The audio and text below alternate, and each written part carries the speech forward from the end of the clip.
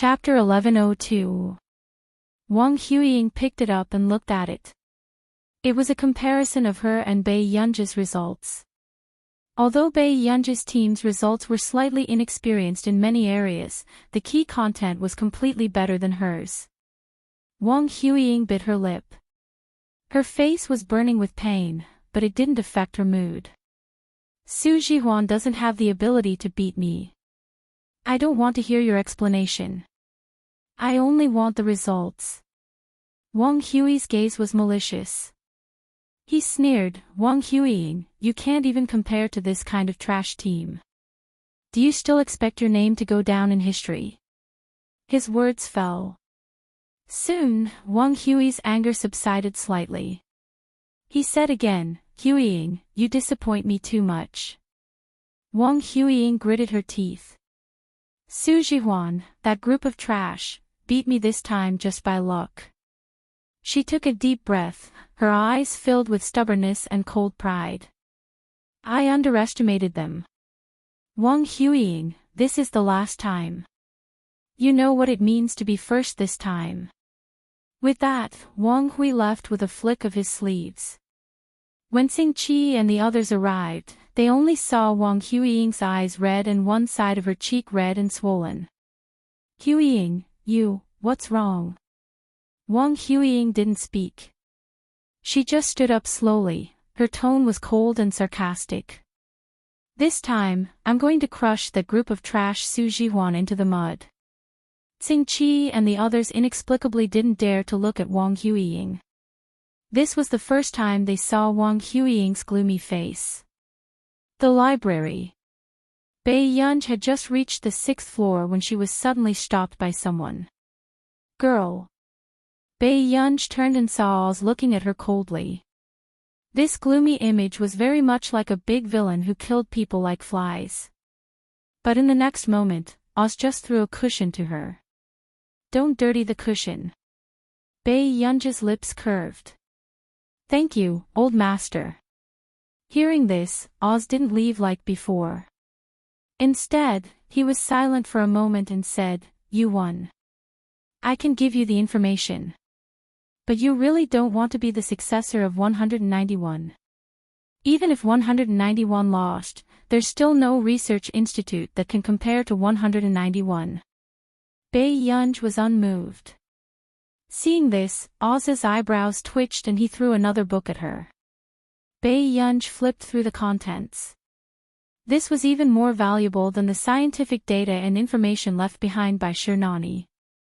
The author's name was J.H. Do you like this guy's book? Oz asked tentatively. Bai Yunji's eyebrows twitched. He didn't expect Confederation 191 to have such a high standard of books. Oz knew Bai Yunji would like it.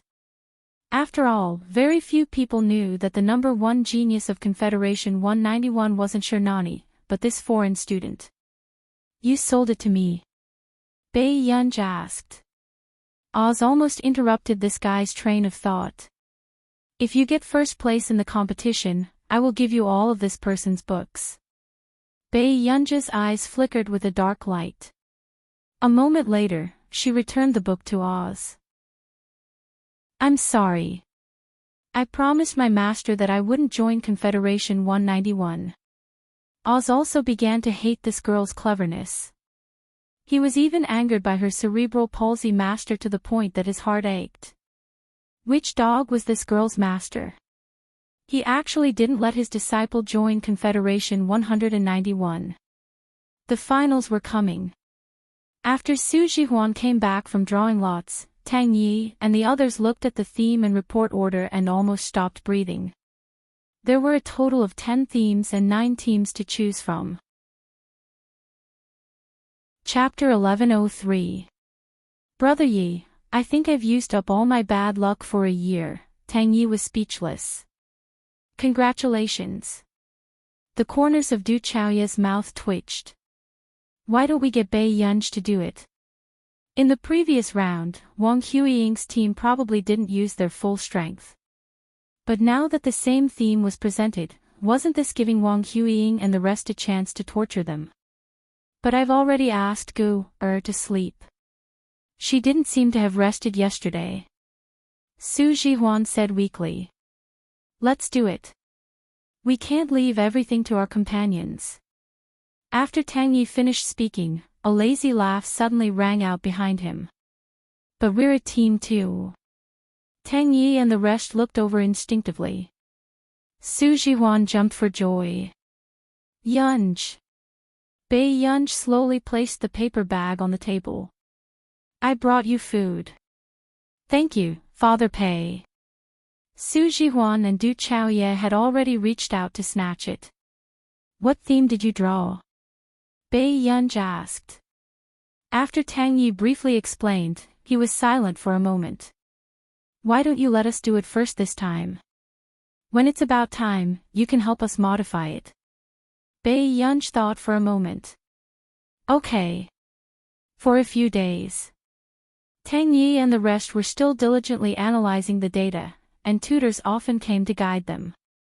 However, Tang Yi was careful and did not tell the tutor everything about the team's report. Soon. The tutor, who had just left Tang Ye's place, went to Wang Huiying's laboratory. Elder Ma, how's their progress? Wang Huiying asked.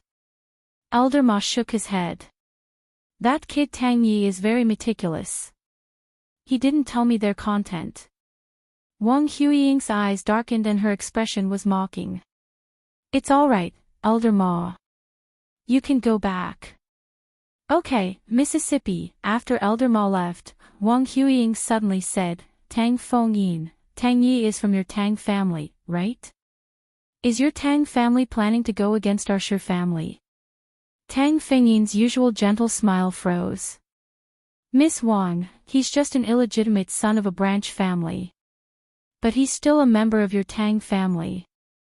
Wang Huiying observed the experiment as she recorded the data. She only smiled generously. I still hope that you can do it. Otherwise, my father will doubt the sincerity of the Tang family's alliance. Tang Fengyin was silent. I understand, Miss Wang. A few days before the finals. The rain continued to fall. Bei Yunj had just thrown the umbrella into the bucket and was about to enter the library when someone called her from behind. Bei Yunj raised her eyebrows. Miss Wang seems to be quite free. Wang Huiying held the umbrella and chuckled in the rain. Miss Pei, I'm here to make a deal with you. As long as you can destroy Su Jihuan's report, I can let you enter Confederation 191 and get benefits that you can't even imagine. When Bei Yunj heard this, she curled her lips with great interest. Why? Can't the Su family afford me this? Wang Huiying's smile faded, and her eyes became gloomy. Bei Yunj, even if you participate in the competition, you won't be able to beat me. Then what is Miss Wang afraid of? Bei Yunj smiled unhurriedly. Wang Huiying clenched her fists and sneered at Bei Yunj. Bei Yunj, you'll regret this. With that, Wang Huiying left. Bei Yunj was deep in thought. Before entering the library, she reminded Tang Yi and the others to protect the information and their own safety. But what was hard to believe was that Wang Huiying dared to make a move outside the laboratory building one day before the finals. Chapter 1104. At the hospital. Bei Yunj arrived very quickly, but when the elevator bell rang, he didn't expect Siyu to come out of the opposite elevator. His hair was still messy. Bei Yunj didn't look at him anymore. He had just left when Siyu followed closely behind. However, what Siyu didn't expect was that when he saw Su Jihuan crying until her eyes were red, he subconsciously opened his hand. However, what he expected was not Su Jihuan throwing herself into his arms like before. Instead, Su Jihuan didn't even look at him. She ran over and hugged Bei Yunj. Yunj, brother, you lost a lot of blood. Su Jihuan's tears fell. Bei Yunj instinctively wanted to push her away, but seeing that Su Jihuan was crying sadly, he could only move his eyelids and slowly take out a tissue to wipe her tears. Old Du, what's wrong with Tang Yi? Du Chaoye said, the doctor said that he lost too much blood and his body is covered in injuries. He might have to lie in bed for a few months. It must be Wang Huiying and the rest. Without anyone's instructions, who can enter Confederation 191? Su Jihuan gritted her teeth in anger. Bai Yunj was silent for a moment. Old Du, go to the laboratory and get the information first. Jihuan and I will guard here. Okay. Du Chaoye was actually a little worried about the competition. After all, Tang Yi was the one who did the final work. After Du Chaoye left. Only then did Su Jihuan realize that Su Yu was here. Why are you here? Su Jihuan was puzzled from the bottom of her heart. Su Yu didn't expect that he had sent Su Jihuan to the Confederation 191 training camp because he wanted Su Jihuan to stop clinging to him for a few days. But now, Su Jihuan seemed to have changed into a different person. She treated him as if he didn't exist and even questioned him like this. I heard that you were in the hospital. Su Yu pursed his lips and couldn't help but look at Bai Yunj. Bai Yunj raised an eyebrow at him. Su Yu was speechless. Yet, this person had someone protecting her. Then you can go back. I have to wait for Brother Yi to wake up. Su Jihuan was still a little overwhelmed. Her mind was filled with Tang Ye's blood. Su Yu was inexplicably frustrated. After glancing at Su Jihuan, he said coldly, up. With that said, Su Yu left. Only Bai Yunj looked at his back with interest. What kind of attitude is that? I'm not afraid that he'll be unhappy if he waits for too long. Just as Su Jihuan finished speaking, Du Chaoye called. He told them that all the data in the laboratory had been destroyed. As for the backup in his hands, he probably wouldn't be able to finish editing it in one night. Hearing this, Su Jihuan was so angry that her entire body was trembling. She wanted to fight Wang Huiying to the death. Is Wang Huiying sick? A cold look flashed across Bai Yunj's beautiful eyes, and she let out a long laugh. However, it was still hair-raising. When Du Chaoye came back, Bai Yunj asked him to bring her computer. Dawn. Bai Yunj glanced at the sleepy Du Chaoye and Su Jihuan and turned on her computer again. Inside the folder was the content she had written some time ago. Coincidentally, it was also the theme of the competition. After a quick glance, she licked her lips and sneered softly. Then, she slowly deleted the last signature. She signed it again, Group 9, Bai Yunj team. The next day. It was Bai Yunj's first time sleeping in the hospital corridor. Her eyes were filled with impatience and irritation, especially after the scream. But Su Jihuan didn't know it all. I actually fell asleep. I haven't finished editing the manuscript yet. How did I fall asleep? The nurse next to them looked at the three good-looking people and felt very strange. There's still an empty ward. Why are you sleeping on the bench? The young ladies and young masters. Chapter 1105. None of them had any common sense. Brother Yi doesn't seem to be awake yet. Su Jihuan leaned against the door of the intensive care unit. After watching for a while, her eyes dimmed. Tang Yi will be fine. Let's think about the competition first. Du Chaoye glanced at Tang Yi in the ward and massaged his temples. Why don't I give a speech? After all, Bai Yunj had not participated in the theme this time. Du Chaoye did not plan to let a girl like Su Jihuan bear such a responsibility. But you don't know the entire framework. Su Jihuan bit her lip. Why don't, I'll go. Suddenly, a voice sounded from the side, attracting Su Jihuan and Du Chaoye's attention. Yunj, what's in there? Su Jihuan looked at her USB flash drive. She remembered that Bai Yunj did not copy their documents. I wrote it last month for fun and happened to run into the topic. Bae Yunj had already copied the information into the USB flash drive. His index finger twirled the USB flash drive string lazily, his posture casual. Su Jihuan was speechless. She really didn't dare to believe his careless appearance. Daddy Pei, are you sure you want to use your own? Su Jihuan held Bae Yunj's hand tightly and wanted to struggle. I can't remember your content either. Bae Yunj said slowly without blushing or skipping a beat. At the venue of the finals. What no one expected was that among the judges today, the Shi family's head and the successor of 191, Wang Hui, would actually be there.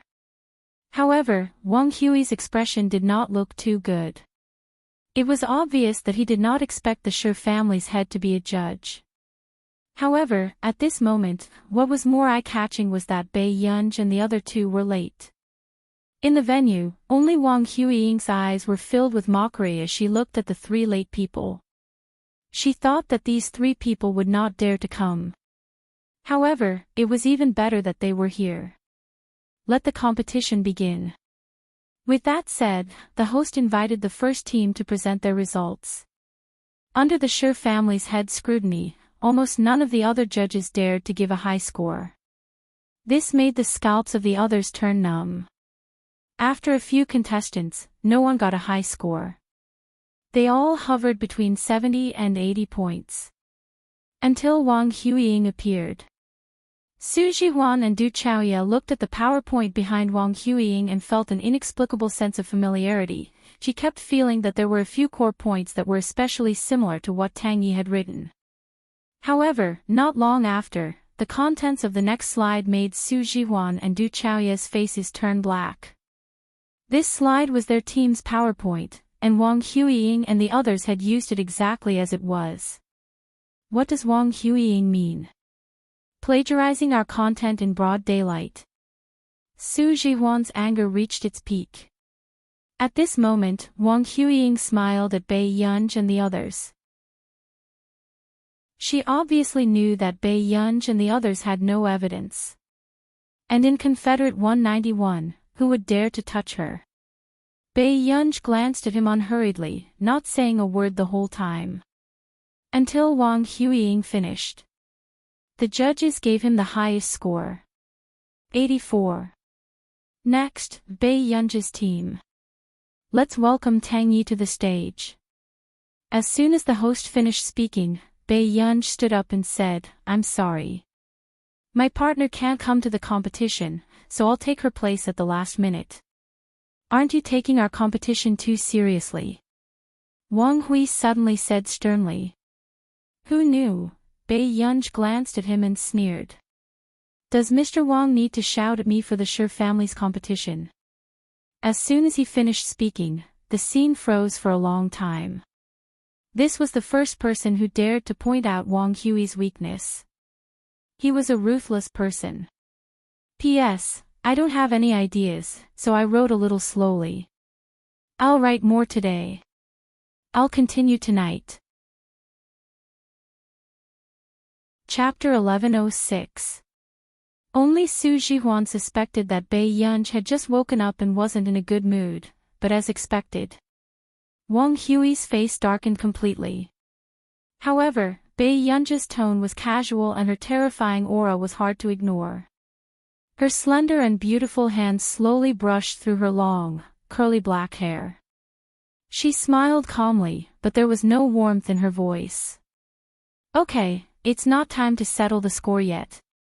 Wang Hui was about to say something when he suddenly met Bae Yunj's curved eyes. Her beautiful eyes seemed to be smiling but not smiling, cold and terrifying. It made people shudder. Wang Hui's heart inexplicably skipped a beat. He was actually intimidated by this little girl.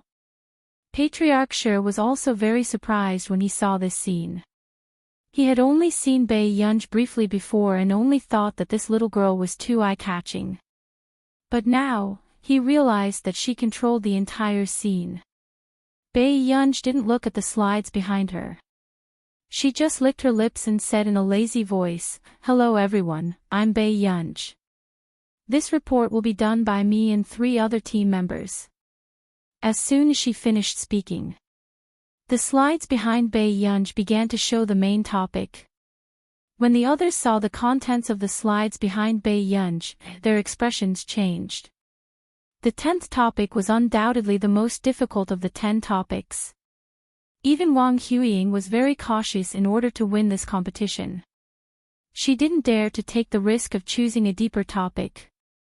However, the slides behind Bei Yunj started with a deeper topic. It was on a completely different level from the other contestants. If they were told that Bei Yunj's report was written by the top researchers of Confederation 191, they would probably believe it.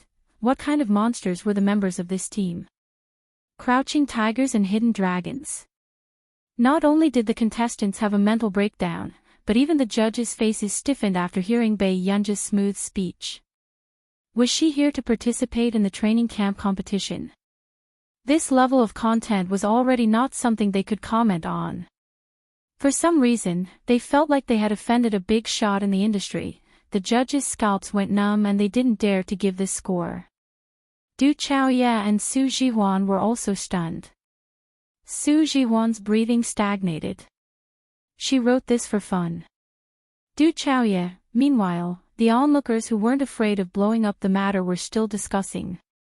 F***CK, what kind of big shot is this Group 9 doing? Slapping the opposing genius group's face round after round. If I were Wang Huiying, I would be so angry that I would vomit blood. One of them, a fan of Bei Yunj, couldn't help but feel his blood boil. Master Pei, how is this a slap in the face? This is clearly a strafing shot. Other than her, no one else survived, at this very moment. As expected, Wang Huiying's face was ashen, and the hatred in her eyes was almost surging out. Where did Bei Yunj's report come from? Or was Bei Yunj playing with her on purpose? Huiying, what should we do? Tang Fingyin's face was also pale, and he was already regretting it. If he hadn't found someone to injure Tang Yi, he wouldn't have let Bei Yunj go on stage. Wang Huiying pursed her lips and turned her head to see the head of the Shi family looking at Bei Yunj with sparkling eyes. He couldn't suppress his excitement. For some reason, she panicked and had a bad feeling. My report ends here. Thank you, everyone. As soon as Bei Yunj finished speaking, the judges felt uncomfortable no matter how they sat. They didn't know how to give this score. P.S. I can't take it anymore. I'm too sleepy. I'll wake up early tomorrow to finish these 3 chapters. Good night, everyone. End of chapter. Chapter 1107. The judges stared at each other in a deadlock. They were all egging each other on to be the first to give Bei Yunj a score. At this moment, Master Shi had just calmed down. He couldn't help but frown and ask, "What are you all waiting for?" After a long while, one of the judges said helplessly, "Master Shi, this score, how are we going to give her a score?" Someone immediately answered, "Actually, I heard about this topic at the Our Nation's Physics Research Institute last time. But in terms of the content of the report, it's not as deep and accurate as this contestant. There were many physicists in our nation. They were even more skilled than the core members of Confederation 191. To be able to suppress the report of the Our Nation's top physics research institute, this score was not something they could give her." Master Shi was speechless. No one had expected this scene. A rookie training camp could actually have such a godly contestant, soon. After the judges finished their discussion, everyone saw Master Shi walk in front of Bei Yunj. Miss Pei's talent is outstanding. She's even more outstanding than my most outstanding daughter. Instantly, the contestants were in an uproar. Wasn't Master Shi talking about Shi Nani? Many people subconsciously looked at Wang Huiying. After all, Wang Huiying had been calling herself Little Shi Nani for so many years, but Master Shi said this in front of so many people. Wasn't this a slap to Wang Huiying's face? Sure enough, Wang Huiying's face was as black as a pot. Clan head Shi, why didn't you report your points? Only Su Jihuan asked with concern. Master Shi laughed and said again, the judges here probably don't have the ability to give Miss Pei a score like this. But first place is undeserved, ashamed. Suddenly, Wang Hui's gloomy voice interrupted Master Shi's words. If Miss Pei is this good, why would she participate in this kind of competition? Wang Hui sneered. I have reason to suspect that Bai Yunj is openly cheating. Wang Hui. Master Shi's expression changed. He didn't expect Wang Hui to be so impatient. But Wang Hui continued in a gloomy tone, Dad, this person's motive is unclear. We should remove her name from the list and kick her out of this competition. Wang Hui had been working under family head Shi for a long time, so he could more or less guess what family head Shi's motive was. Comparing Shi Nani to Bai Yunj, it was very likely that he wanted to let Bai Yunj, an outsider, take away his position. He would never allow such a thing to happen. Hurry up and call someone over. Chase this person out. Wang Hui said coldly. But in the next moment, Oz's voice sounded coldly, drive them out. What right do you have to make decisions for Confederation 191? When Wang Hui saw Oz walking over, he sneered, so it's you. You're trying to trip me up behind my back. Oz sneered, you're just someone who eats soft rice. Do you still need me to worry about you? I'm here today because this girl is the successor that I've chosen for Miss Nan Yi. In your dreams. Wang Hui was furious, but then he sneered, Oz, I really didn't expect you to cheat with other players in order to pull me down. But you have to remember that I gave you face. But since you still don't understand who's in charge here, then I'll chase you and Bai Yunj out today. Hearing this, before Wang Huiying had time to sneer, a voice suddenly sounded from outside the door. End of chapter. Chapter 1108. Who's tired of living now? How dare you touch my disciple? Everyone turned around and suddenly saw an old man in a neat suit. Although his expression was calm, there was a majestic look in his eyes. Bai Yunj was quite surprised. He didn't expect Nancy to come here. Who is this old man? The contestants below the stage were all discussing. No one knew him. But the old members of Confederation 191 were shocked. Even their voices were filled with disbelief. Teacher Nancy, it's Mr. Nancy. Most of the contestants were still young and didn't know what the word Nancy meant in the scientific research circle. But Confederation 191 had witnessed with their own eyes how many achievements Nancy had left in this era. At this moment, Oz's hoarse voice was even more unsettled. His expression was distorted. Bai Yunj is your disciple? Nancy turned and looked at Oz for a while before recognizing him. Yes, you're Oz? He didn't know when Oz's face was disfigured. And the way Oz and Patriarch Shi looked at Nancy was as if they couldn't wait to fight him on the spot. They were so angry that their teeth itched. This dog was really shameless. He actually dared to come to Confederation 191. Are you worthy of stepping into our Confederation 191? Patriarch Shi's tone was angry.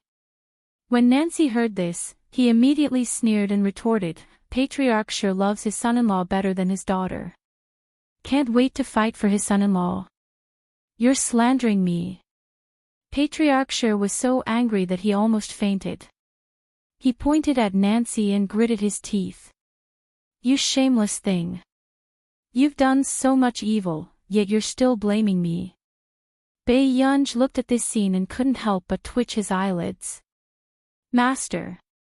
As soon as he finished speaking, Nancy didn't continue to scold Patriarch Shi.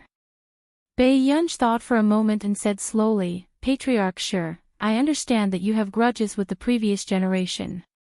If you really hate my master that much, you can remove me from this first place. I also hope that 191, as the largest laboratory in Continent K, will treat my companions fairly. Hearing this, Su Jihuan and the other two couldn't help but look at Bai Yunj. If it weren't for Bai Yunj, how could they have gotten first place? But before they could say anything, Oz said, "Little girl, the Confederacy 191 only has a problem with him. They have no problem with you." Nancy slowly turned to look at Bai Yunj. Clearly, he didn't understand why the old bastards of Confederate 191 had such a different attitude towards his disciple. However, suddenly, Wang Hui's gloomy voice rang out. No wonder Bai Yunj's team was able to submit such a report. It seems that even after so many years, Mr. Nancy still can't forget Confederate 191.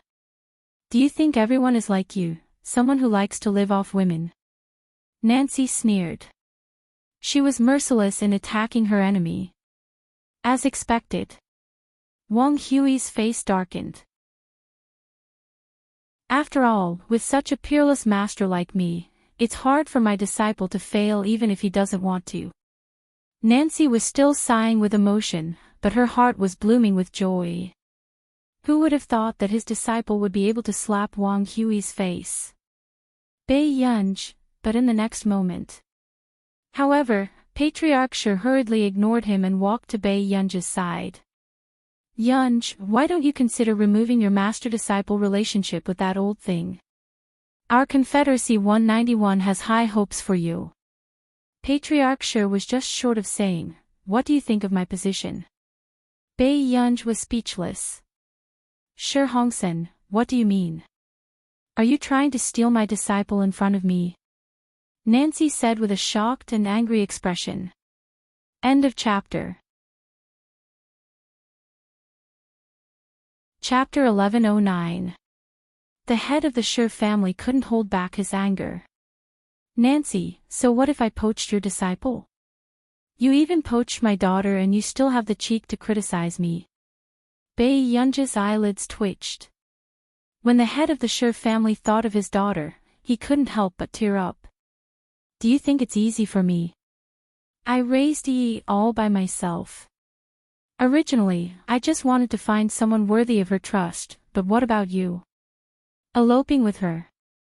Now that Yi is gone, I just want to find her a disciple to take over. How am I wrong?" Hearing this, Nancy paused. He didn't expect that the head of the Shi family wanted to keep Bai Yunj to find a successor for Shi Nani, after a short silence. Nancy was a little helpless. This matter still depends on what Gu thinks. Oz glanced at Nancy coldly and said in a sarcastic tone, "You taught her well. You didn't let the little girl join Confederation 191. I've been persuading her all this time, but she refused to be Miss Nani's disciple." Nancy, he didn't expect this either. After all, Bai Yunj didn't even mention it to him. He could not imagine how tempting the Confederation 191 would be to all of them. But he didn't expect that Bai Yunj would even reject the position of successor. "Goof, if you want, I won't stop you." Nancy was touched and immediately said. Unexpectedly, Bai Yunj glanced at him slowly and chuckled softly. "No need, Master. Master, I have no choice but to take over your territory." Nancy's emotions dissipated instantly. The head of the Shi family, how did Nancy trick this girl to become his disciple back then?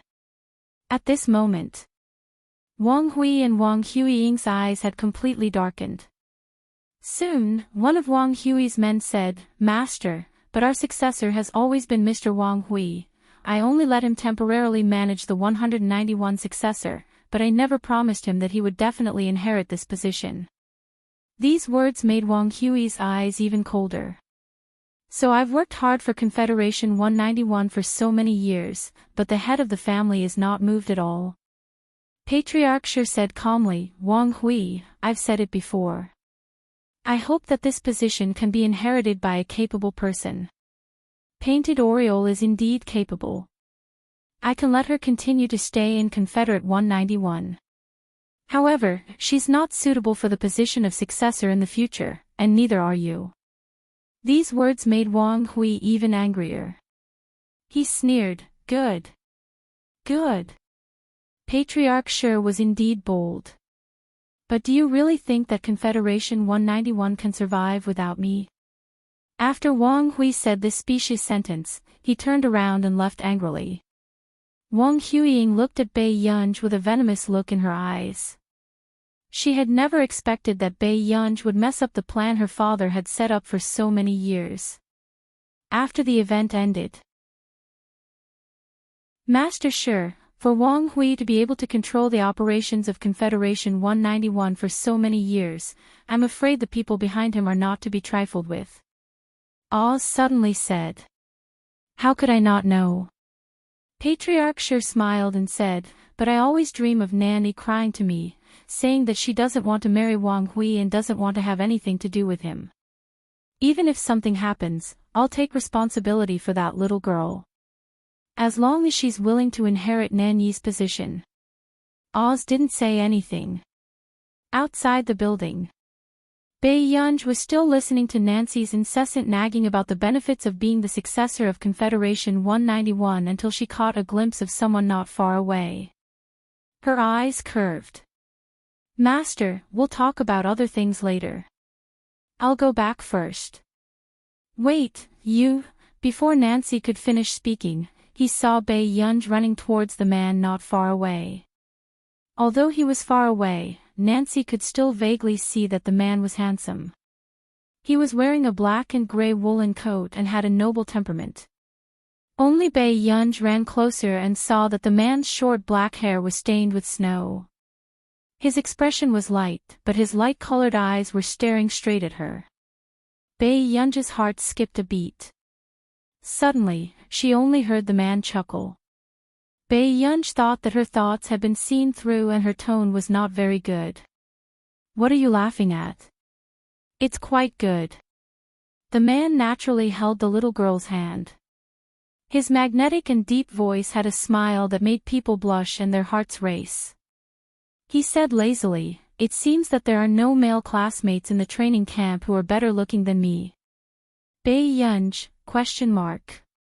After not seeing him for so long, this D*MN man's first words were flirtatious.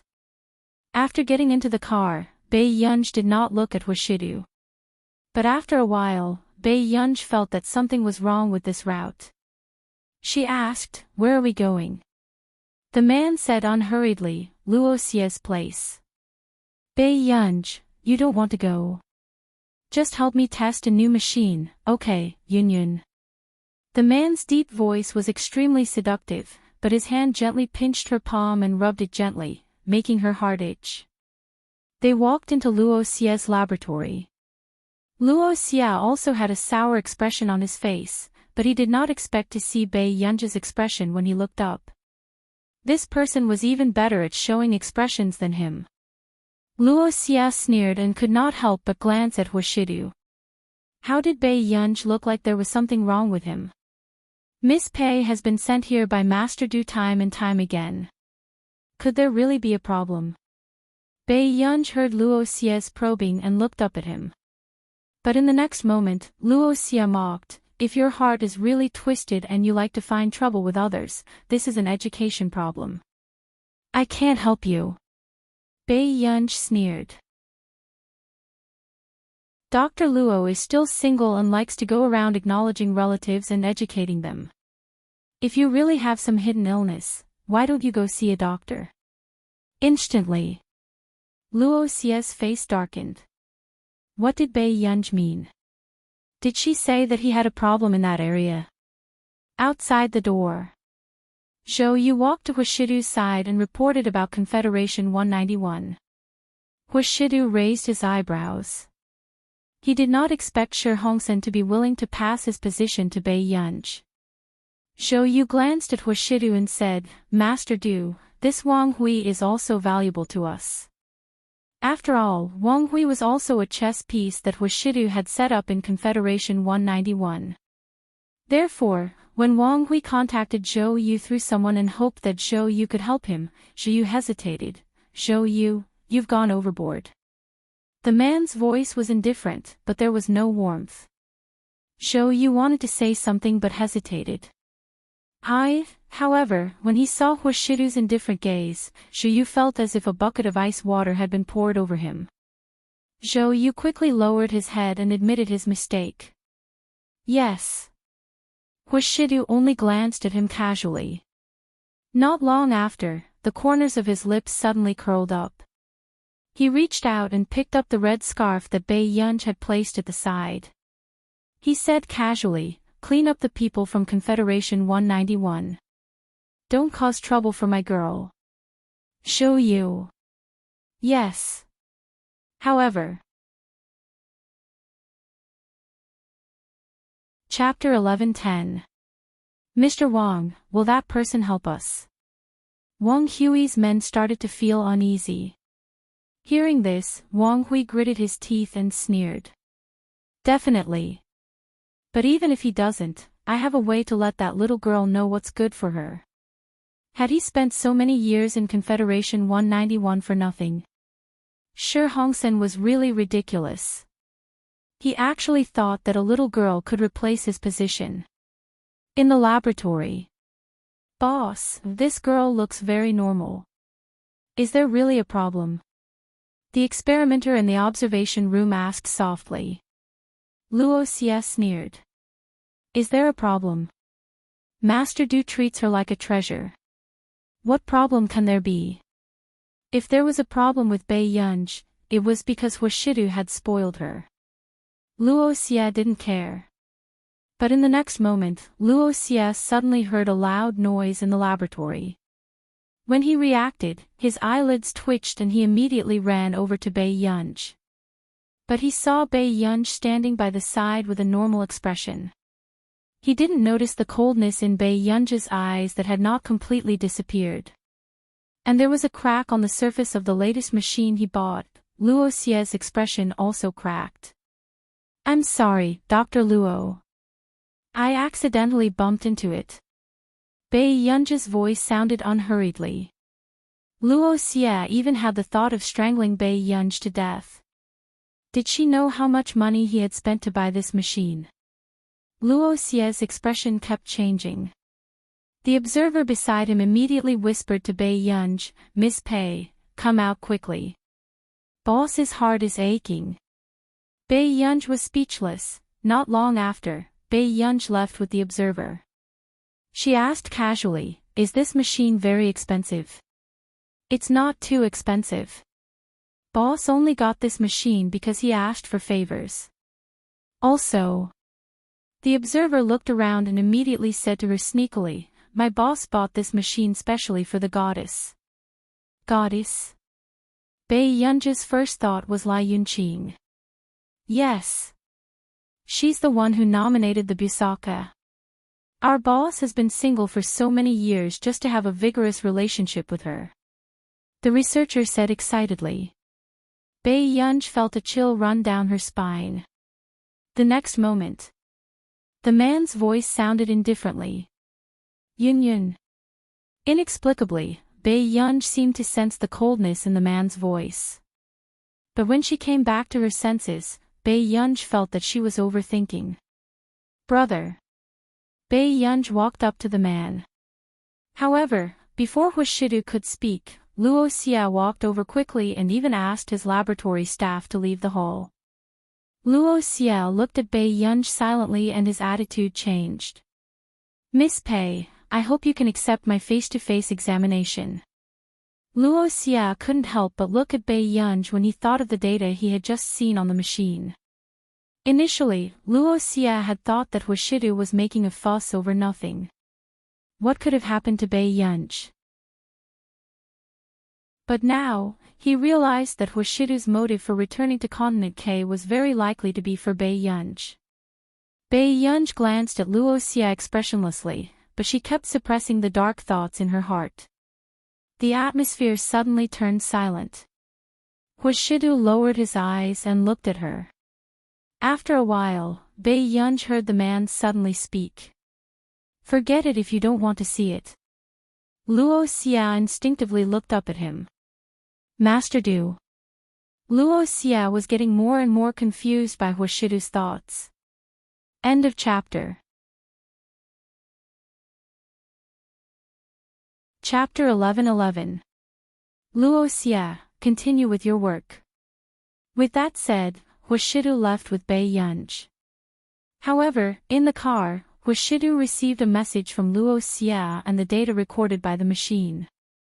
Luo Xia suggested that he bring her to his laboratory again to investigate the cause of Bei Yunj's illness. Huashidu's eyes were dark. Not long after, he put his phone back into his pocket. In the blink of an eye, Huashidu saw Bei Yunj looking at him. The machine just now affected brain activity through brainwaves. Bei Yunj's emotions were more or less affected. For a moment, she could not get rid of the dark thoughts in her mind. Bei Yunj had just calmed down and was still thinking about how to speak to Huashidu. However, she did not expect to hear the man's deep and magnetic voice. We're returning to Yunqing in 2 days. Bei Yunj's long eyelashes fluttered slightly and she quickly licked her red lips. After a while, she asked, aren't you going to continue the examination? With that said, Bei Yunj did not hear Huashidu speak and looked up instinctively. However, she did not expect the man to stare straight at her. The corners of his upturned eyes were charming and he chuckled in a low voice. It was as if he was making a serious promise to her. He said slowly, Bei Yunj, we still have a long time in the future. Bei Yunj's heart thumped unnaturally and she looked away hurriedly. However, the man's lips curled up. Back at the manor. Bei Yunj watched as Zhou Yu and Xing Su watered the flowers not far away and called Nance. Other than Luo Xia, do I have any other choice? Nance did not expect Bei Yunj to take the initiative to talk to him about this one day. He snorted. You still know that I'm your master. I thought you were going to look for Zhong Xinglin again. Nance quickly got to the point. Yunj, Luo Xia is your most suitable choice now. Bei Yunj was speechless. Now, Bei Yunj's scalp turned numb at the thought of what the experimenter had said about a romantic relationship between an older woman and a younger man. Change it. Bei Yunj was silent for a moment. Besides, I don't want anyone to know about it for the time being. Do you not want others to know, or do you not want your brother to know? Nancy smiled. Bei Yunj, other than Huashidu, there was no one else who said that. Nance knew that Huashidu's identity was not simple. He had also heard Zhong Xinglin mention Huashidu before. Although he didn't know much about this young man, there was one thing he was sure of. Perhaps even Bei Yunj herself didn't know what this man thought of her. Thinking of this, Nancy could not help but ask, Gu-er, why can't you figure out such a simple question? After a while. Only then did Nancy hear her clear and melodious voice ring out. Master, it's not like I can figure out everything. Nancy was stunned. After he came back to his senses, he remembered that Bei Yunj was only 19 or 20 years old. However, the more he interacted with Bei Yunj, the higher his expectations for her. It was easy for people to fall into a fallacy with such a genius. She had to be more knowledgeable than everyone else. Suddenly, Bei Yunj's voice interrupted his thoughts. She smiled lazily. Master, I can inherit Madam's Confederation 191, but there's a score that I haven't settled yet. What score? Confederation 191. No one understood why a group of people would suddenly appear. When they saw Wang Hui, they suddenly attacked him and beat him up until he couldn't even get up. Half a day later. Wang Huiying had just rushed to the hospital when she didn't expect to be slapped by Wang Hui out of nowhere. P.S. There are 2 more updates. If nothing goes wrong, there should be a mini update soon. End of this chapter. Chapter 11:12. Seeing this scene, a woman who looked similar to Wang Huiying hurriedly supported Wang Huiying. Why did you hit your child? Your daughter came to the hospital to see you out of kindness. Cherished heart ached. You should ask her. She can't even compete with Bei Yunj. Isn't it embarrassing? Wang Hui's long-suppressed anger finally exploded. He pointed at Wang Huiying and scolded her. Wang Huiying covered her face with her hands. Her hair covered half of her face. After a long time, she said gloomily. Those people today must be Bei Yunj's men. Wang Hui's face darkened. He thought about how he was beaten up in Confederation 191 and his tone became even worse. How did you know? I asked the Tang family to teach the illegitimate son of the Tang family a lesson. He's her teammate. Wang Huiying's hatred for Bei Yunj grew stronger. Bei Yunj was really arrogant. She actually hit her father. Wang Huiying, you, Wang Hui's eyes darkened. He sneered angrily. I didn't expect you to become so useless after so many years. Wang Huiying was his most successful genetic experiment subject. How could she be defeated by an ordinary person?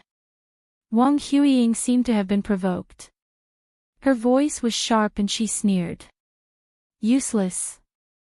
Father, don't forget that if it weren't for me, grandfather wouldn't have considered letting you inherit the laboratory. But Wang Hui was even more furious when he heard this. How dare you talk back to me?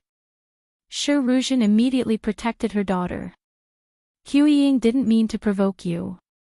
Don't treat your daughter like this, I treat her like this. How much effort did I put in to nurture her? Look at the result. She can't even compete with a wild girl who came out of nowhere. Now, Shi Hongsen wants to pass his position to a wild girl. Wang Huiying's expression became even more twisted when she heard this. Brother Hui, I have a solution. Cherished said immediately. Wang Hui frowned. What solution? Old Mr. Dong Shi. Cherished looked at Wang Huiying's red and swollen face, and a trace of heartache flashed across her eyes. Soon, she said, Elder Dong is father's teacher and the person with the most authority in Confederation 191. Father has always respected him. Therefore, as long as Elder Dong opposes father, there is still room for negotiation. Cherished continued, Elder Dong hasn't asked about anything in the laboratory in the past few years, but he has always favored Huiying. After listening, Wang Hui's complexion finally returned to normal, but Wang Huiying's gaze was malicious. This time, she would not let Bei Yunj off the hook. The college entrance examination was approaching and Bei Yunj had been receiving news from Qin Luyan and the other two. He was even pulled into a group chat, and the three of them took turns sharing the poisonous chicken soup that they had gotten from God knows where. Little clever trick that exploded in the college entrance examination circle. Her parents actually raised her to be the city's top scorer. Tens of thousands of parents who took the college entrance examination express regret that they did not buy these for their children. You're only 3 minutes away from the college entrance examination dark horse. In fact, Bei Yunj even saw by chance that Qin Yu had retracted an article. Parents did all this to raise the confidence of children with poor results for the college entrance examination. The corners of Bei Yunj's lips twitched. Then, he left the group chat expressionlessly. Suddenly. What's going on? I heard that you rubbed Wang Huiying. Chapter 11-13. Bei Yunj threw her phone on the table and said casually, Do you have a problem with that? Si Qingyan was speechless. It had been a few months since they last met, but this person's temper had not decreased. No problem. However, I've long heard that Wang Huiying used you as a stepping stone back then. Everyone said that only she could surpass you. Si Qingyan raised an eyebrow, gloating indescribably. Wang Huiying probably wouldn't have thought that she was the one being hammered. Did you come to Continent K just to gossip? Bei Yunj asked slowly. What nonsense are you talking about? It's all because old Master Zhong couldn't bear to use his ultimate move and let you compete with Lai Yunqing, so he called me here. Bei Yunj asked excitedly, you won. Si Qingyan did not deny it. Of course. After all, Si Qingyan had become a professor at Yunqing University at such a young age. Of course, his talent was not bad. Besides, with Bei Yunj giving him endless pressure, Si Qingyan had not dared to rest for the past year. After dinner, Bei Yunj and Si Qingyan had just gone downstairs when they unexpectedly encountered a robbery in the mall. The sound of a gunshot caused a commotion on the field. Continent K was not like Country A. Even the well-guarded wealthy district would occasionally have bandits enter. Not to mention the chaotic city. Si Qingyan almost cursed. He had just won the competition and wanted to walk around Continent K, but he did not expect to encounter such a thing on the same day. Those who don't want to die, squat down. The man with the weapon was still holding a boy. With that said, the citizens who had yet to escape did not dare to move. Even though such things often happened in this city, no one could avoid the fear of death. Yunj, let's go upstairs first. Si Qingyan was about to bring Bei Yunj upstairs and call the police, but in the next second, Bei Yunj walked downstairs. Yunj, before Si Qingyan could pull her back, Bei Yunj's eyes swept over the three people with guns. Do you want a hostage? What do you think of me? Bei Yunj's words angered the criminal gang.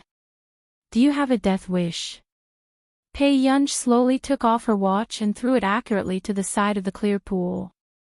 She raised an eyebrow and was indescribably arrogant. Sir, that watch is worth the value of everyone here. Si Qingyan was speechless.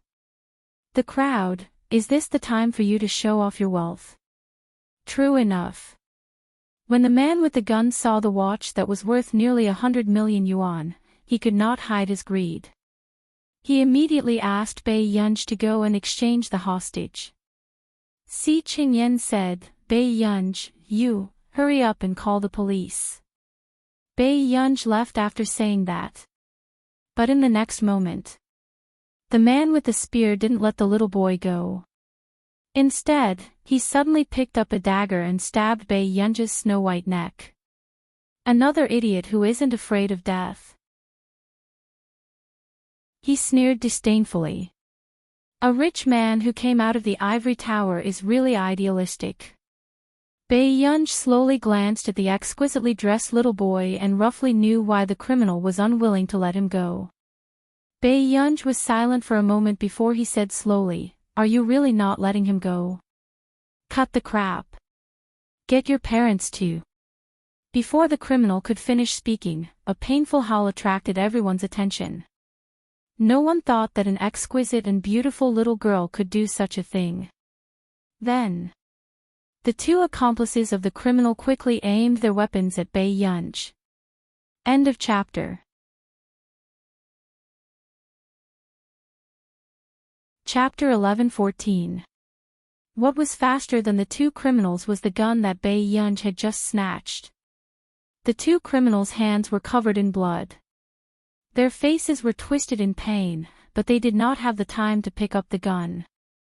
Try picking one up. Suddenly, Bei Yunj's half-smiling voice landed in their ears. It was very frivolous. Let's see if I'm accurate at shooting. As soon as she finished speaking, not only the criminals, but everyone else also felt a chill run down their spines. No one dared to pick it up. After all, this girl could shoot through their hands from such a long distance. A shadow of fear covered their hearts, and the burning pain in their hands was unbearable. It was obvious that this girl had practiced before. The next moment, the guns beside the two of them were kicked away. Si Qingyan had just finished the call when he saw that Bei Yunj had already kidnapped the criminals. A few minutes later, Si Qingyan understood why Bei Yunj asked him to call the police. She just wanted to find someone to deal with the aftermath.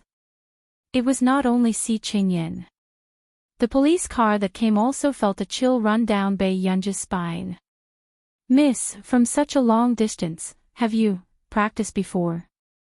He had been a police officer for 3 seconds, but he did not have such accurate marksmanship. "I played for 2 years. After Bai Yunj finished speaking slowly, Si Qingyan's scalp went numb. Did this person have 100 hours a day? It was fine if she knew computer science, mathematics, and physics, but she had even played with such bloody things. There's also a little boy inside. He must have been kidnapped.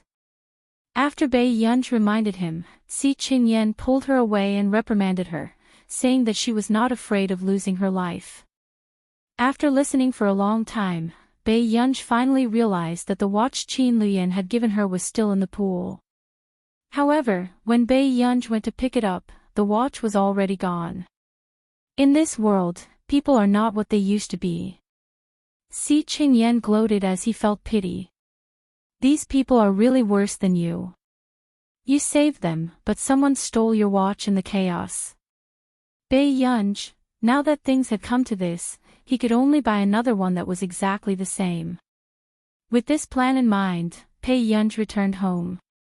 However, the next day, she heard Si Qingyan say faintly that there was no second watch that was identical to the one she was wearing.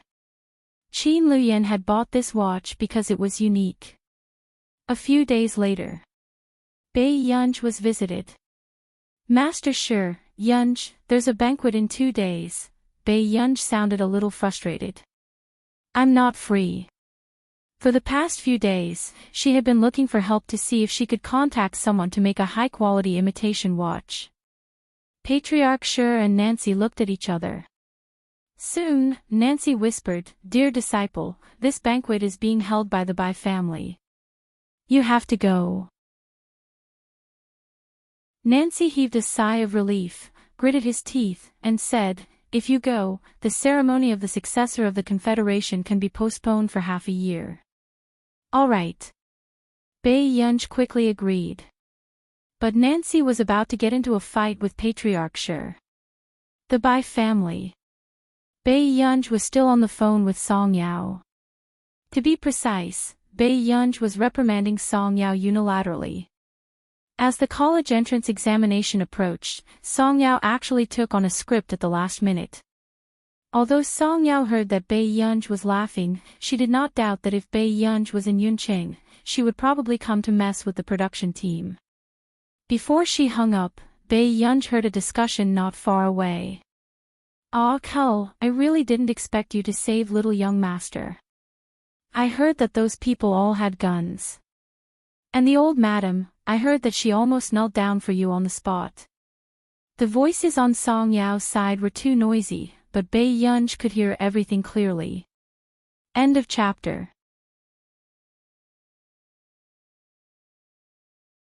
Chapter 11:15. The girl who answered just smiled and said, "I just happened to bump into him." With that said, Tongli quickly changed the topic and walked to a corner. No one paid attention to the girl's conversation. Suddenly, someone asked, "But, Kel, why do you have such an expensive watch?" Tong Li's smile froze, and a hint of panic flashed across her eyes. However, she quickly said softly, "It's my mother's." Hearing this, the others tactfully shut up. If they had known earlier, the fact that Tong Li was chased out of the Tong family was not a secret in the circle. However, they did not expect that the head of the Tong family would like his lover so much that he would even give her a 9-figure watch. No one noticed that Tong Li could not help but cover the watch on her wrist with her shawl. At the same time, she also covered her trembling hand. 2 days ago, when she was taken away by the Bai family, she panicked and thought that the owner of the watch had come looking for her. However, she did not expect that it was the young master of the Bai family who came looking for their benefactor. Tong Li felt even more depressed. If the young master was not blind, she might have been criticized by everyone for taking that watch in the chaos. She would not be standing here and being treated as a noble by Madame Bai.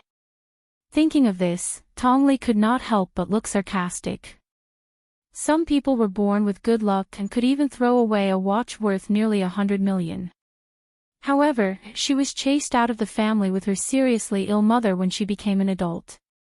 Now, she had to rely on others' kindness to gain their attention. "Ah, Kel, congratulations." Tongli turned around and saw that Wang Huiying had come to greet her. She was a little flattered. Huiying. However, on second thought, the Bai family's status in Continent K was comparable to the Confederation 191. It was only right that Wang Huiying came to greet her. "I just came from Elder Dong's place and brought you good news. Elder Dong has agreed to accept you as his disciple."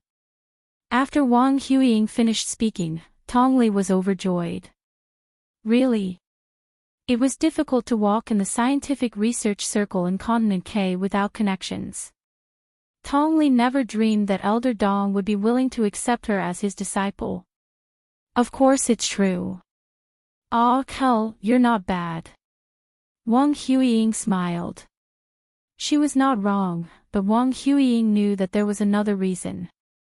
Even Elder Dong wanted to give the Bai family face.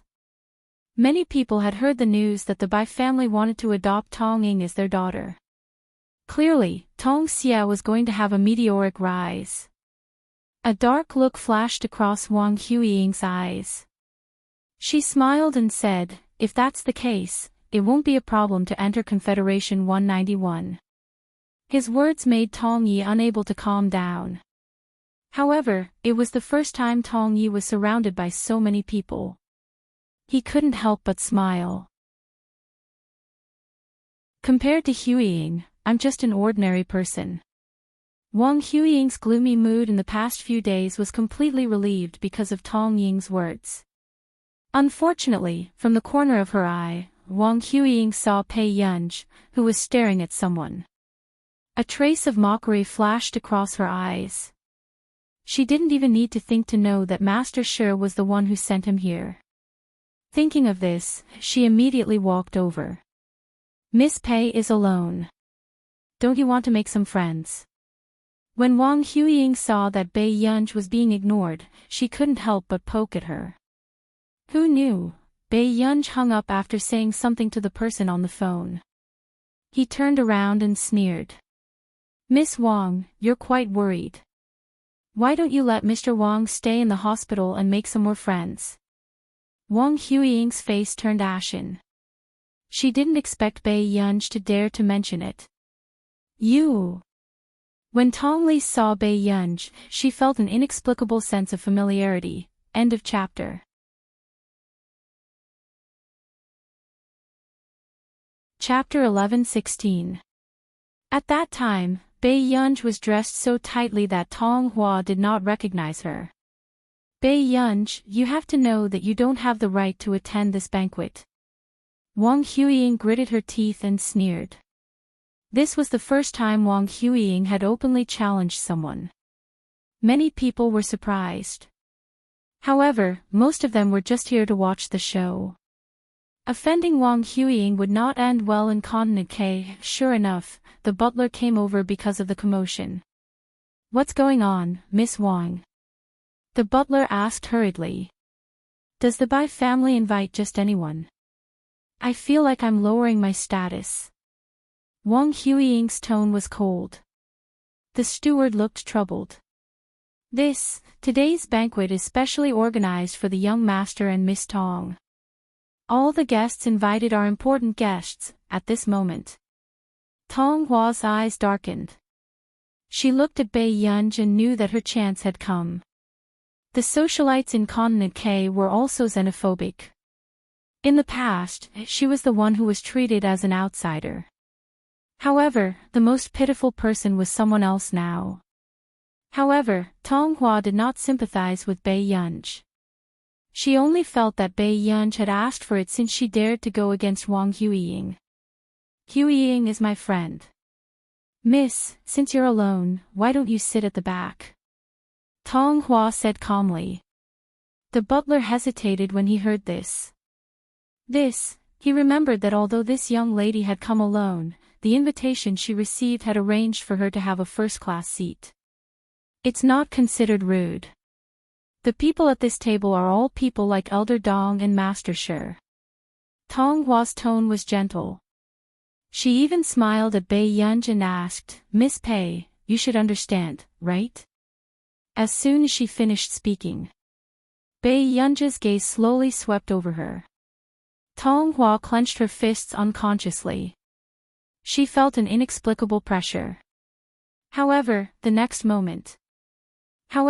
He only heard Bai Yunj scoff softly, but she did not say a word. Obviously, she did not take them seriously. Tong Hua's smile froze for a moment. Suddenly, someone congratulated them from not far away. Everyone turned around and saw that it was Madame Bai. Ah, Ko, are you still adapting here? Madame Bai looked at Tong Yi with a gentle gaze. She took her hand and attracted the envy of many people. Tong Li saved the young master of the Bai family. It was worth it to exchange for such treatment. Thank you, madam. I'm fine here. Tong Ye's lips curled up as well. She was grateful to Madame Bai for helping her out of her predicament.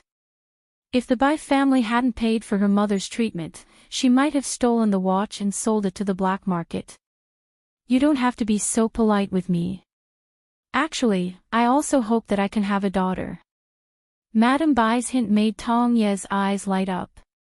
However, in the next moment, Madame Bai asked, What were you talking about? Tong Yi immediately said stiffly, Nothing important. We were just chatting. When Madame Bai heard this, she didn't pay much attention to it. However, when he glanced at Bai Yunj, who was not far away, a trace of amazement flashed through his eyes. Since when did Continent K have such a stunning beauty? Madame Bai was in a daze. Wang Huiying and Tong Ye's expressions changed slightly. But in his heart, he knew very well that even if that person didn't speak, it was still very difficult to ignore him. Madame Bai, long time no see. The familiar voice surprised Wang Huiying. She turned to look at Elder Dong, who was walking over. Elder Dong, it's my honor that you're willing to come. Madame Bai immediately greeted him with a smile. Great-grandfather Dong, you're finally here. Wang Huiying held Elder Dong's hand and said coquettishly. If I don't come, who's going to stand up for you? Elder Dong's words puzzled everyone. Stand up for what?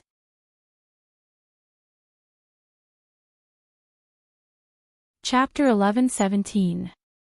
At this moment, Madame Bai's smile faded. She quickly took Tong Li's hand and went up the stage.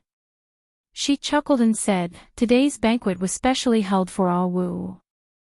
The audience applauded. Elder Dong raised his eyebrows but didn't say anything. Tong Li blushed. Thank you, Madame Bai. What's there to thank me for? If it weren't for you, Ah Ning wouldn't have been so lucky to come back safely.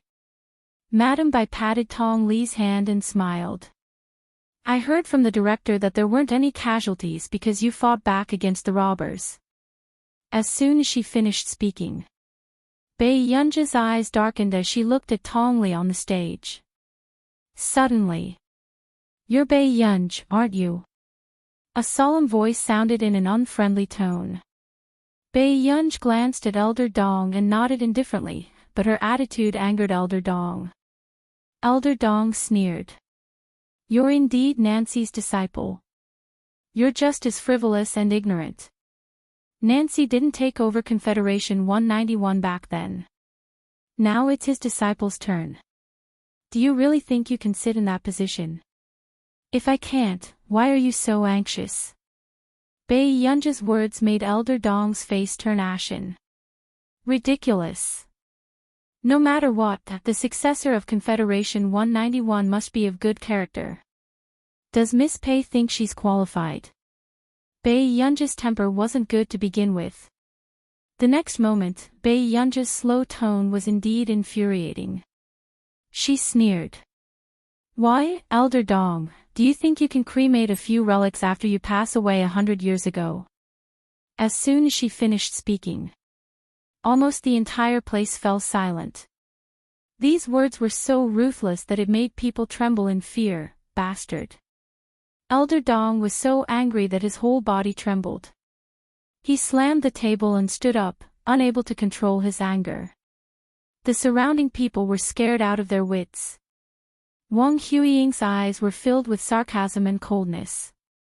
Bai Yunj actually dared to offend Elder Dong. Wasn't she courting death? But then, Madame Bai walked over. What's going on? Madame Bai subconsciously looked at Bai Yunj. She actually had a good impression of this young lady. Madame Bai, Grandpa Dong didn't mean to ruin your banquet. Wang Huiying pretended to be helpless. At this moment, Tong Yi suddenly said, "No wonder Miss Wang. I wanted Miss Pei to change to another table, but I didn't expect Miss Pei to be so stubborn." Her hesitant look made the others look at Bai Yunj differently. They simply thought that Bai Yunj was trying to climb up the social ladder or deliberately stirring up trouble in the Bai family. Many people were rejoicing in his misfortune, planning to watch the show. They wanted to see how this troublemaker would be chased out of the Bai family. Unexpectedly, Madame Bai only chuckled and asked, "Miss Pei, you're not from Continent K, are you?" "I'm from Country A." After Bai Yunj finished speaking, Madame Bai's eyes lit up. "Yunqing." "Yes. Are all the girls in Cloud City so beautiful now?" Madame Bai's teasing made Tong Yi and Wang Huiying's faces stiffen. When Elder Dong frowned, Madame Bai said, "Elder Dong, today is the Bai family's banquet. I hope you can give us some face."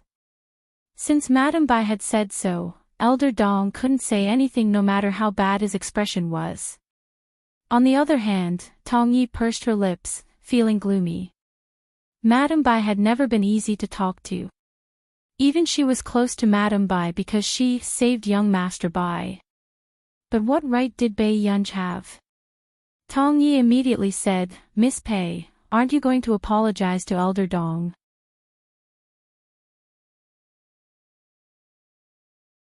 Chapter 11-18. No one said a word. After all, they had never heard of this excessively beautiful girl being the young miss of any prestigious family. Who would be so bored as to provoke Elder Dong and the Bai family's benefactor for a girl?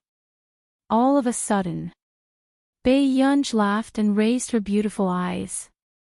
She said calmly, "Miss Tong, since you're so concerned about others, when are you going to return my watch?"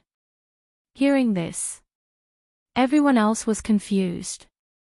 They didn't understand what was going on between Bai Yunj and Tong Hua. When Tong Wu heard this, she looked up abruptly. Her body stiffened and a chill ran down her spine. No wonder she found Bai Yunj's voice so familiar. She was the girl in the mall. Tong Hua's eyes were filled with fear and uneasiness. Her face turned even paler. "Miss Pei, what do you mean?" She didn't want to claim credit for taking Bai Yunj's watch. She just wanted to sell it on the black market to save money for her mother's treatment. She didn't expect the Bai family to treat her as their savior. Bai Yunj's eyes were cold. She suddenly laughed.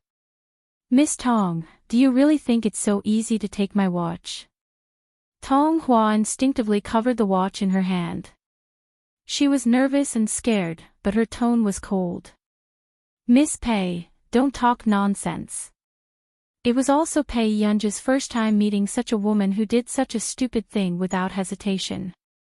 When Tong Wu saw that Bai Yunj didn't say anything, she thought that Bai Yunj didn't dare to offend her. She was even more determined not to admit it.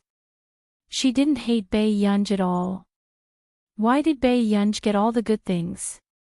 How could she have such an expensive watch and still win the praise of others? It was so unfair. "Miss Pei, you have to have evidence." Tong Hua took a deep breath and raised her chin at Bai Yunj.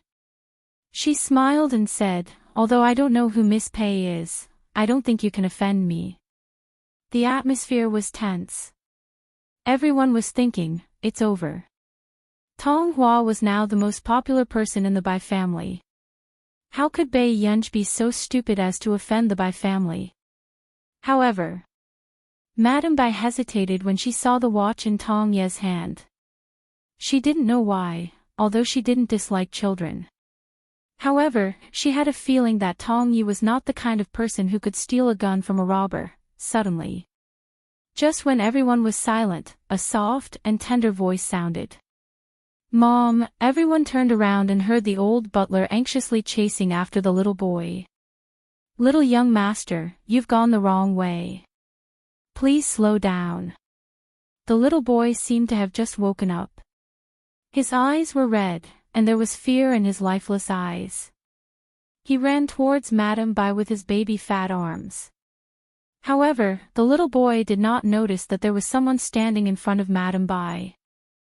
He hugged her just like that. Bai Yunj raised her eyebrows subconsciously and supported the little boy who almost fell. Soon, when the little boy realized that he seemed to have hugged the wrong person, Bai Yunj slowly squatted down. "Kid, I'm not your parent." Seeing this, everyone's eyes widened. One had to know that the young master of the Bai family hated the touch of strangers. They really didn't expect that someone would be able to step on a mine in such a frenzy. Was this bad luck, or did she like to court death? However, the next moment, everyone's jaws dropped. Ning's short little hands directly hugged Bai Yunj's neck and refused to let go. She looked so fragile that it made everyone's heart ache. "Sister, I'm scared."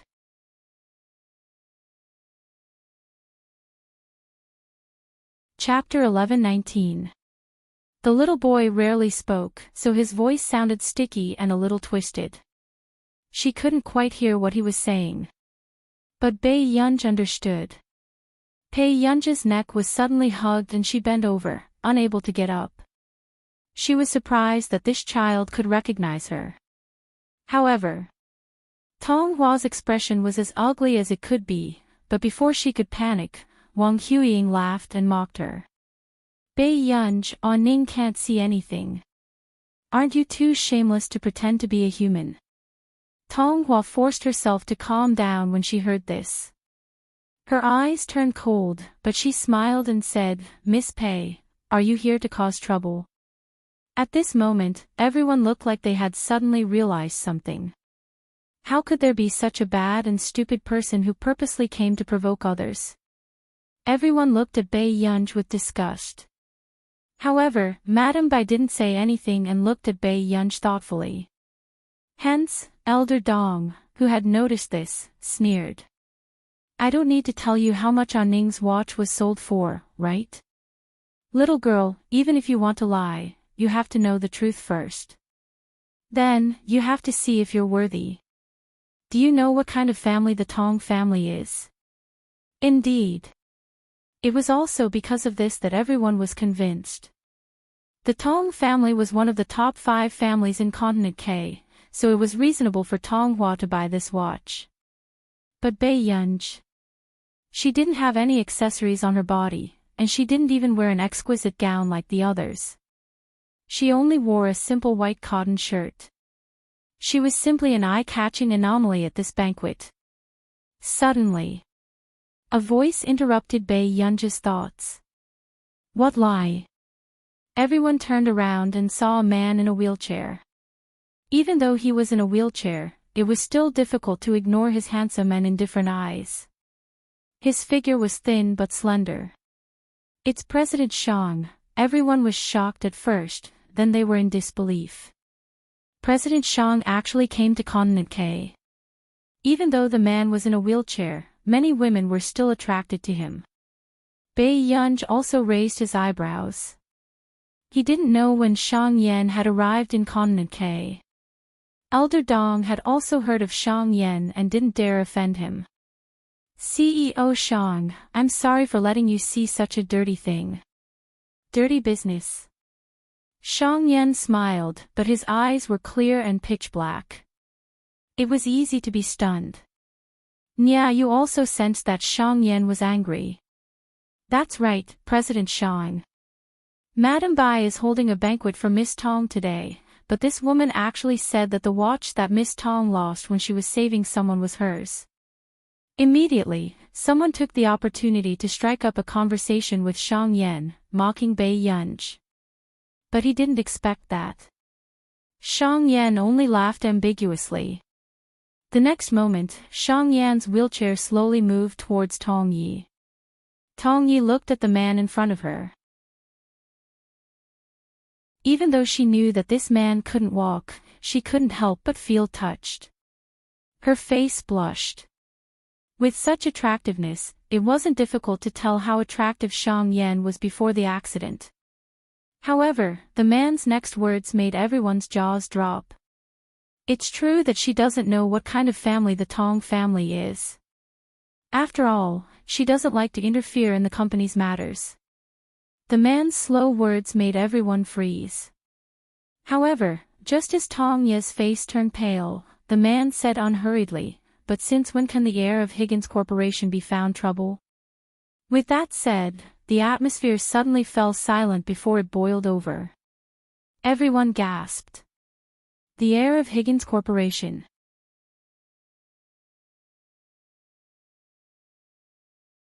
Chapter 11:20. Tong Ye's face paled. But in the next second. However, Xiang Yan reached out his slender and good-looking hand and took off the watch on her wrist. His tone was still gentle, but he was gently wiping the watch with the black-gray checkered man's handkerchief. Be it this watch or anything else, Miss Tong should know that there will be a price to pay if you take it by force. In an instant, the blood drained from Tong Pei's face, and his body was on the verge of collapse. "Miss Tong, was it you or Miss Pei who saved Unning back then?" At this moment, Mrs. Bai suddenly spoke and looked at Tong Yi sharply. Tong Ye's face paled and she hesitated. At this moment. Xiang Yan had already handed the watch back to Bai Yunj and said calmly in a gentle voice, "Elder young miss, if you have the time to throw a watch worth hundreds of millions, why don't you have the time to return to the corporation to take a look?" Pei Chi-Chi, who was being reprimanded, was speechless. She did not throw it casually. It was because she knew that this watch was waterproof that Bai Yunj threw it into the pool near the robbers so that it would not be damaged. "Miss Pei, were you the one who saved Unning back then?" Mrs. Bai was a little incoherent with excitement. The rest of the people were in disbelief. A dignified heir of Higgins Corporation would actually take such a risk to save someone? "I just happened to be here. I was having dinner with a friend." Bai Yunj had never liked to be particular about the ways of the world, so there was no fluctuation in her tone. However, Xiang Yan's voice continued, "To Yunj, this is not a big deal. Mrs. Bai, you don't have to take it to heart. Today's banquet was specially invited by the head of the Shi family. He hopes that Yunj can stay in Union 191. Hearing this, the rest of the people were still confused. However, Mrs. Bai immediately understood what Xiang Yan meant.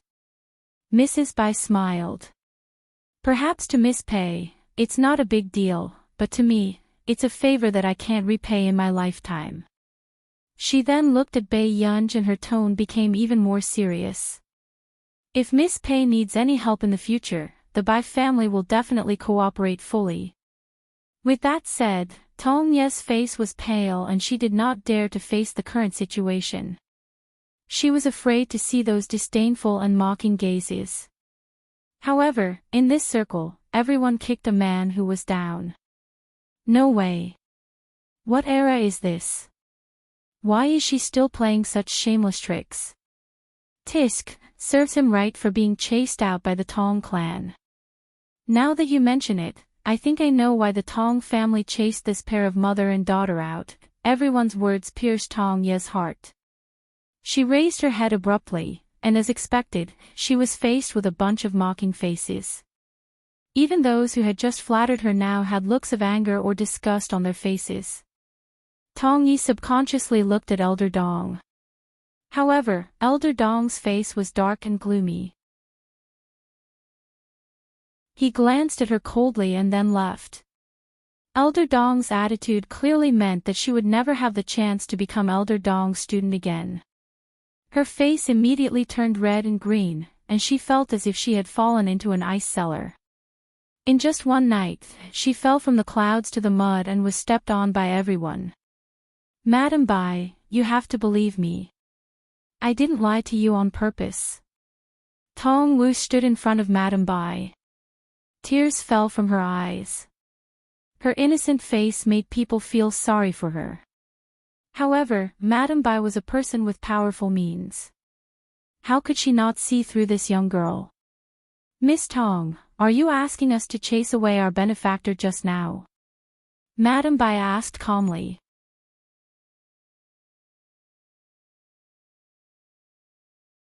Chapter 11:21. Tong Wu was speechless. Do you want our Bai family to go back on our word and be used by you? Madam Bai's gaze was sharp, causing Tong Wu to freeze and not dare to look into her eyes.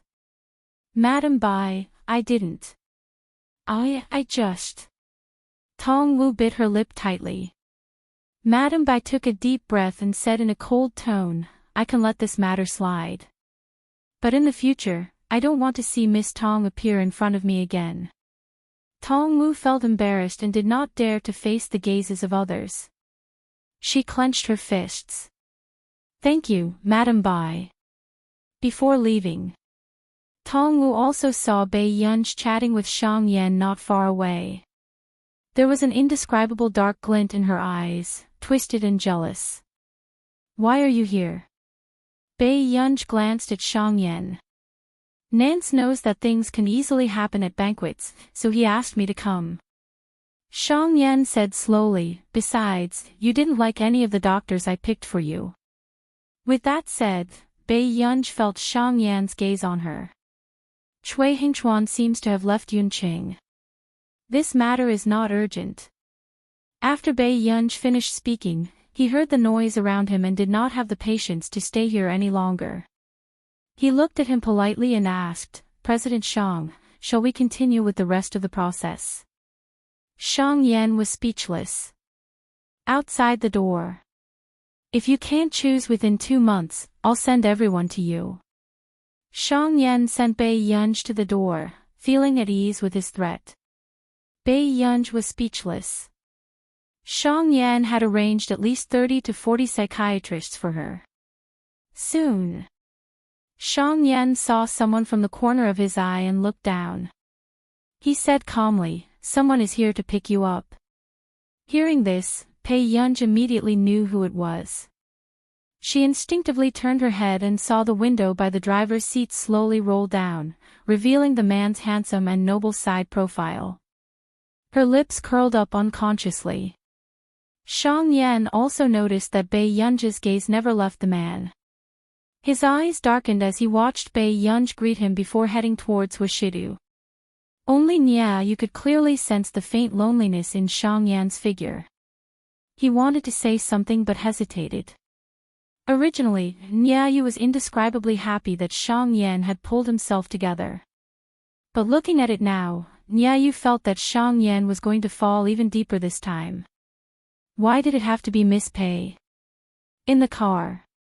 Bai Yunj leaned back lazily and peeked at the man's carefree appearance from the rearview mirror. Shang Yan. Washidu still had an impression of Shang Yan.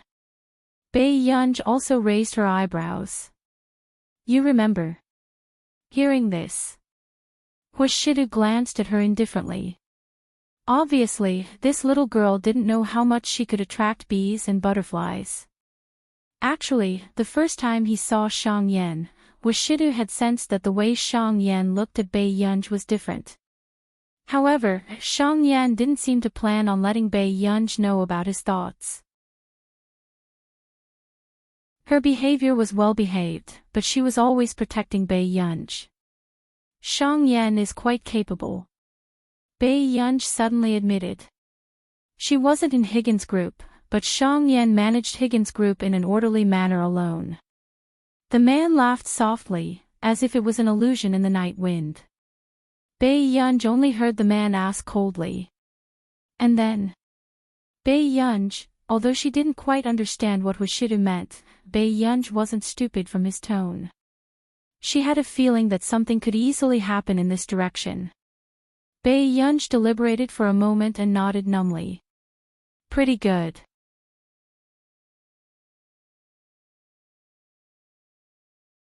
Chapter 11:22.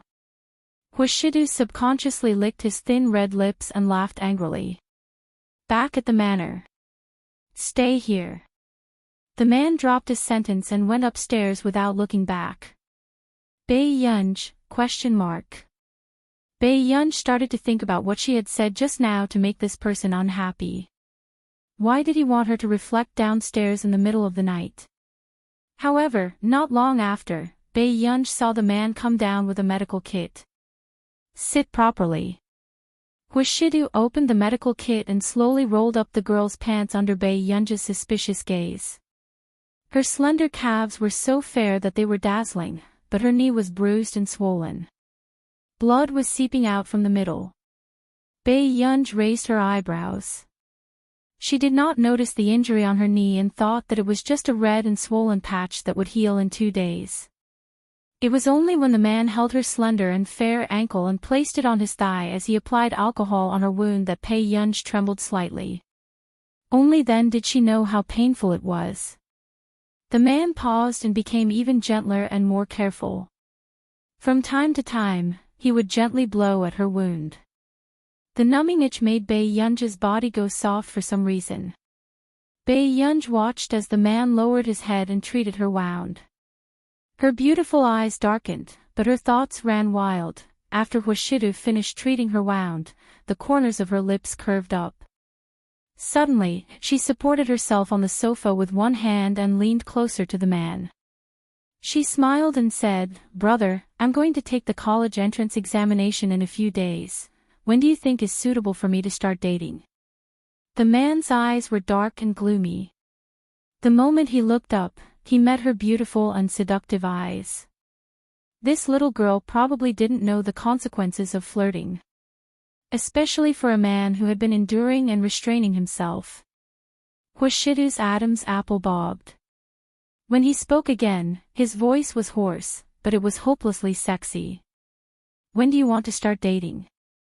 Bae Yunj's mind was only thinking about when to kidnap this D*MN man into bed. Looking at the man's fixed gaze, she almost couldn't help but ask him if he wanted to hit a home run. Bae Yunj's beautiful canine teeth subconsciously rubbed the side of her cheeks to wake herself up. It can't be too late. A young girl of this age dashed around recklessly, and the way she played straight balls was simply frightening. The man's eyes were so dark that ink could drip out. Looking at the girl with slender legs on the sofa, his eyes were also stimulated by that touch of whiteness. Yes. The man's deep voice was faint, but it revealed an unconcealable hoarseness and lust. On the plane. Bae Yunj leaned back lazily. Suddenly, a girl came up to her and called out sneakily, "Miss?" Bae Yunj raised her eyebrows and slowly opened her eyes. She thought they were almost there. In the end, it was a little girl with a pair of doe eyes. She looked around furtively and asked carefully, "Miss, does your brother have a girlfriend?" After that, the little girl's face turned red. Bae Yunj hesitated for a moment and rubbed her forehead. She looked up and asked, "Which one?" "The one who sat next to you just now. Wasn't he a little too handsome?"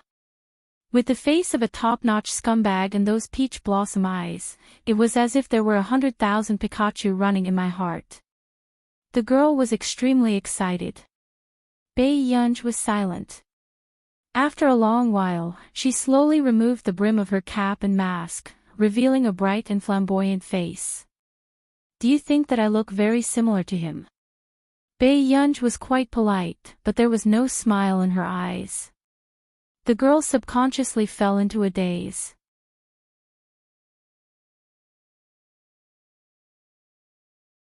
Chapter 11:23. At first, when she heard Bae Yunj call the man next door brother, she thought that it was an ordinary sibling relationship. But now, looking at Bae Yunja's excessively beautiful face, she was obviously wrong. She had thought that it was a sibling relationship, but in the end, it turned out to be a couple. Hwashidu had just returned, and Sing-Su followed him respectfully. "Miss, are you hungry?" Bae Yunj did not say anything. Sing-Su probed, "What do you want to eat?" Bae Yunj glanced at the person beside her and pulled down her hat again. She said faintly, "Pikachu." Sing-Su, in the airport. It was empty and bright. There was a cool breeze in the airport. Outside the huge glass wall, there were clear clouds. Walking on the white bricks that reflected the changing wind and clouds outside, the people who could distinguish the sky from the ground were the pedestrians coming and going. On the way, Sing-Su looked at Bae Yunj in front and could not help but ask, "Master Du, did you bully Miss Pei yesterday?" Hwashidu's cold gaze quickly swept past him. Sing-Su shut his mouth. It was only when he saw Bae Yunj sitting in the front passenger seat that the man licked his itchy teeth. He felt that it was not a good thing for this child to sulk. Not long after, Bae Yunj, who was sorting out her emotions, realized that Sing-Su was also here today. The person driving should be Sing-Su too. However, when she regained her senses, Bae Yunj was about to get out of the car when she saw Hwashidu open the door of the driver's seat and sit in. Bae Yunj watched as Hwashidu started the car. Why was the atmosphere not right? However, looking at the man's eyes, Bae Yunj did not react for a moment before she received a call. Bae Yunj turned on her phone. It was probably Shang Yan who wanted to ask if she had arrived in Yuncheng. Seeing that the atmosphere was slightly quiet, Bae Yunj picked up the call and silently turned her head to the side, answering Shang Yan intermittently. It was probably about the company and the doctor's resume that he had sent over. They chatted for a few minutes. Shang Yan suddenly fell silent and asked, "Did you quarrel with Mr. Hua?" Bae Yunj paused. "I don't think so." Shang Yan could not help but chuckle when he heard that. He suddenly felt that Hwashidu was quite pitiful sometimes. He pretended to ask, "Eldest miss, when do you think you can treat me to a meal?" "Eat." Bae Yunj raised her eyebrows. "You came to Yuncheng." "When?" As soon as he finished speaking. By the time Bae Yunj realized what had happened, her phone had already fallen into someone else's hand and the car had already stopped by the side of the road. The man said casually, "President Shang, if you want to come to Yuncheng for a meal, you can come anytime. I'm always free." Hearing this, Shang Yan smiled. "All right, I'll definitely visit if I have the chance." The call was hung up. Bae Yunj was also looking at him. When the man thought about how Bae Yunj had ignored him and chatted with Shang Yan as if there was no one else around, he could not help but lick the corner of his lips and smile. His hand on the steering wheel suddenly took out a cigarette from the cigarette box at the side. His well-defined hand held a cigarette and lazily lit it. He asked in a light tone, "You want to date him?" Bae Yunj looked at the man's upturned eyes. His pair of beautiful peach blossom eyes were a little cynical. However, there was no smile in his eyes, but it still made her heart itch. What? Bae Yunj was a little seduced by the way the man smoked.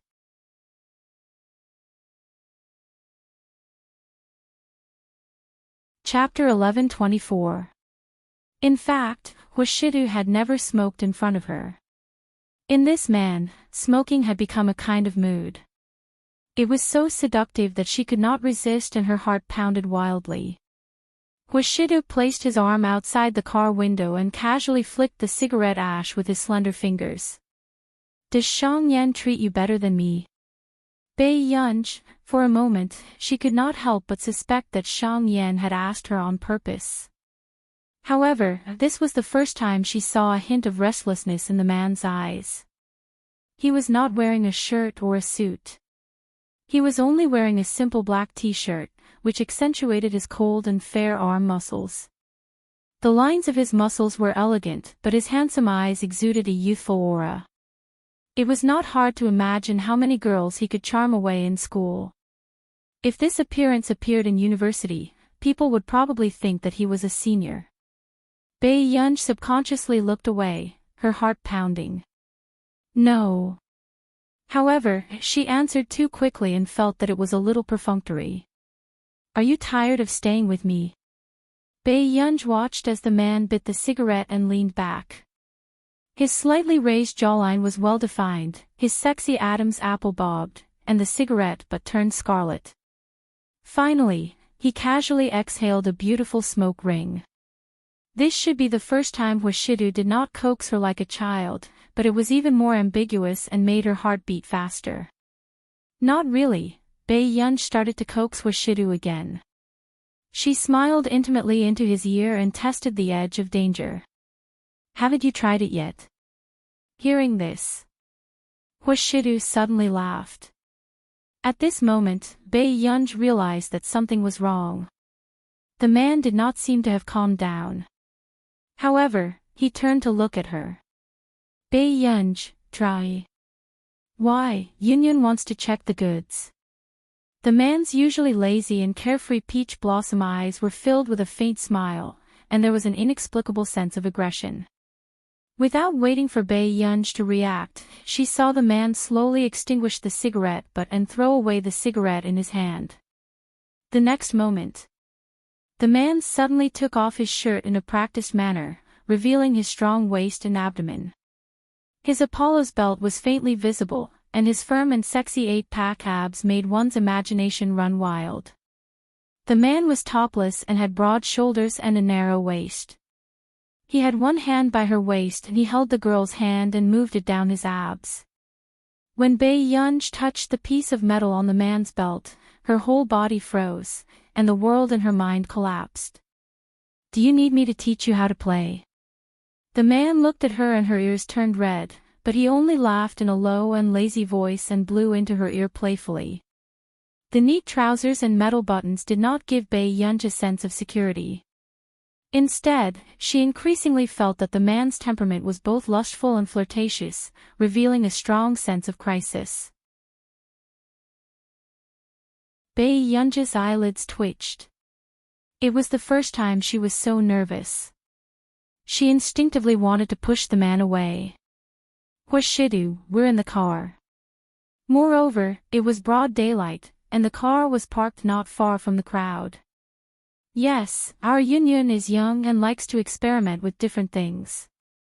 The man curled his lips lazily. Every word he said by her ear made the girl's ears turn red. Aren't you trying your best to satisfy Yunyun? Today, this man seemed to be deliberately trying to take her life. Feeling the man holding her hand to undo the metal buckle on his belt, Bae Yunj immediately broke free. Hwashidu. It was the first time she was teased so much that her voice was unstable. Her heart raced and she flew into a rage out of humiliation. In the end, Bae Yunj looked at him expressionlessly.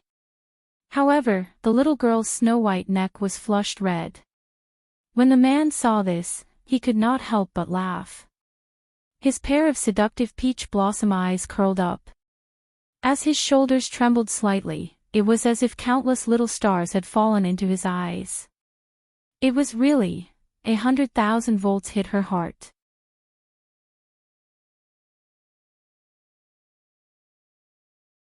Chapter 11:25. Bae Yunj had lived for 2 lifetimes. This was the first time she felt what it meant to be utterly embarrassed.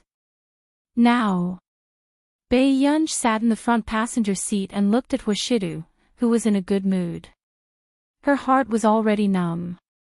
Back home, Bae Yunj quickly went upstairs, but when she thought of the scene in the car just now, she couldn't write a report summary.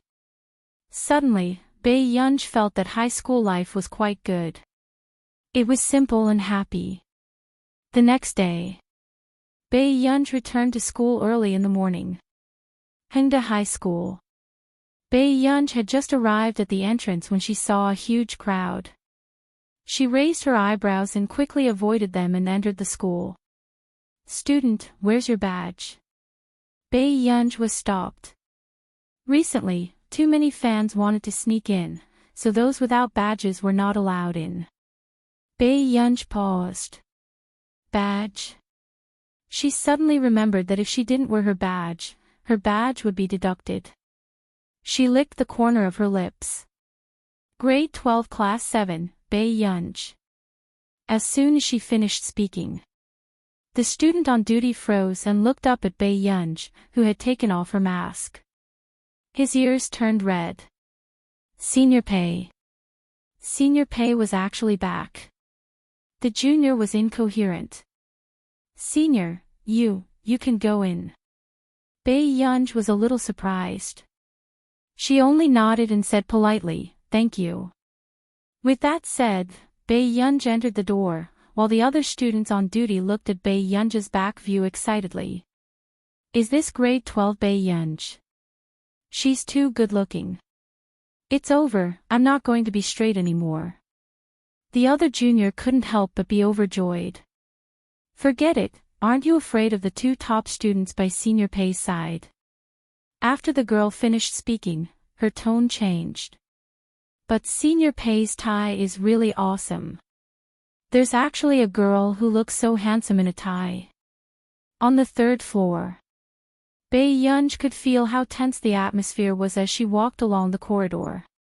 Even if the students were fetching water, they were also memorizing words. Many people were discussing this matter in front of the grade list.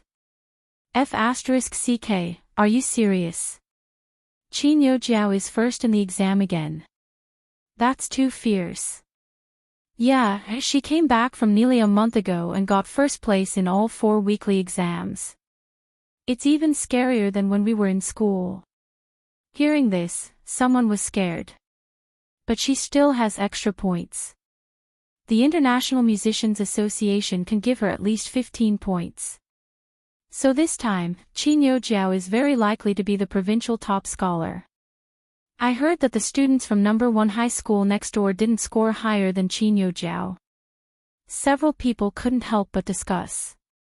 At this time, Bei Yunj lazily leaned against the side of the ranking board and looked at Chu Zhixing and Lu Yuanzi with their lips pursed in disappointment. What's the standard of the 7th class? Wasn't he very arrogant before? Why is she being beaten up by our class Qin Yojiao now? The students of Class 1 couldn't help but clamor, as if they had vented their anger.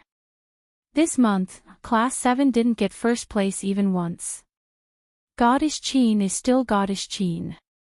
When she came back from Neely, not only did she become the youngest C-level member of the International Musicians Association, she even beat everyone in the mock exam. What kind of big boss revenge script is this? The people from Class 1 continued to praise her. However, Chu Zhixing's tone was mocking. Acknowledged her as your master. You're so good at barking for others. Bei Yunj was quite surprised. When did Chu Zhixing become so good at scolding people? Lu Yuanzi also smiled carelessly. Yeah, our class isn't full either. What's the hurry? However, hearing this, the people from Class 1's tone became even more mocking. Don't tell me you think that you can beat Qin Yojiao just because Bei Yunj is back.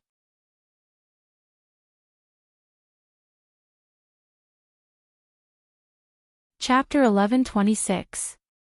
The people from Class 7 are treating her as their savior. Why don't they think about how that idler is better than Qin Yojiao? Another person's tone was contemptuous and mocking.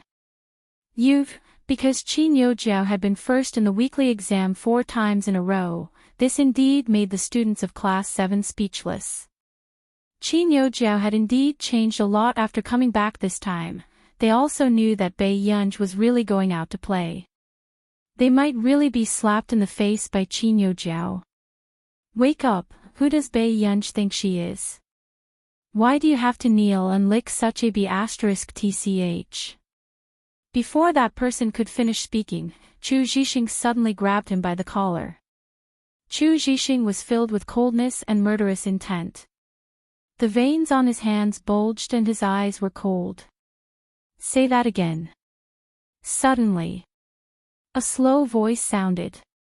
Xiao Chu, your temper hasn't been very good recently. Chu Zhixing and Lu Yuanci froze and turned to look at the person beside them. Bei Yunj took off his black mask and hat lazily and walked in front of Chu Zhixing to measure his height. Did you grow taller? Hearing this, Chu Zhixing nodded obediently. Lu Yuanci was speechless. This was really Bei Yunj's little puppy. Are you judging me? Bei Yunj walked in front of that boy again. There was no smile in his eyes, but it was even more terrifying than Chu Zhixing's cold expression just now. The boy froze and suddenly remembered how Bei Yunj had hit people in year 2. Bei Yunj only patted his face with the mineral water bottle in his hand and smiled gently. Then what are you? The boy's face paled and he apologized in fright. I am sorry. Get lost. Don't bully the children of class 7, do you understand? Bei Yunj's eyes curved and the mineral water bottle suddenly hit his chest. The boy's face was twisted in pain and even the veins on his neck were popping out. I understand, this scene made one's scalp turn numb. No one else in class 7 dared to provoke Bei Yunj openly. It didn't take long for them to disappear without a trace. Master Pei is so arrogant. Lu Yuanci unconsciously curled the corners of his lips and said in a carefree manner. Bei Yunj raised his eyebrows and ignored him arrogantly. He turned around and left. Lu Yuanci, no one was more arrogant than his desk mate. In the office, Teacher Wen, who knew that Bei Yunj was back, couldn't stop smiling. Those who didn't know better would think that their daughter was returning home. Their faces were filled with joy and they were polite to everyone they met. However, the head teacher of class 1 glanced at Mr. Wen and said with a strange smile, Mr. Wen, how long has it been since Bei Yunj studied? There were only 2 or 3 days left before the college entrance examination. Don't let it be worse than the time during the joint entrance exam. Teacher Wen just tolerated it and smiled indifferently. We'll ask her when the time comes. If you take student Qin Youjiao with you, you might even be able to produce a top scholar in the city. Top scorer in the city. The head teacher of class 1's tone was filled with pride. With Qin Youjiao's stable results and her extra marks, she might even be able to become the top scorer in the province. I actually know your difficulties, Teacher Wen. Lu Yuanci and Chu Zhixing are good at following people, but they are a little biased. As for Bei Yunj, she's too arrogant. She really thinks that no one can compare to her. Hearing this, Teacher Wen's expression changed. He could tolerate it usually, but it didn't mean that others could point a gun at his students.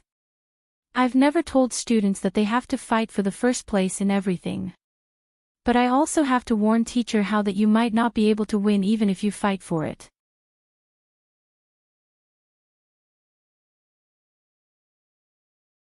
Chapter 11:27. Teacher Hao's expression darkened. Teacher Hao, I'm going to class, so I won't talk to you anymore. With that said, Teacher Wen left the office. In the entire grade, the news of Bei Yunj's return spread. Class 1.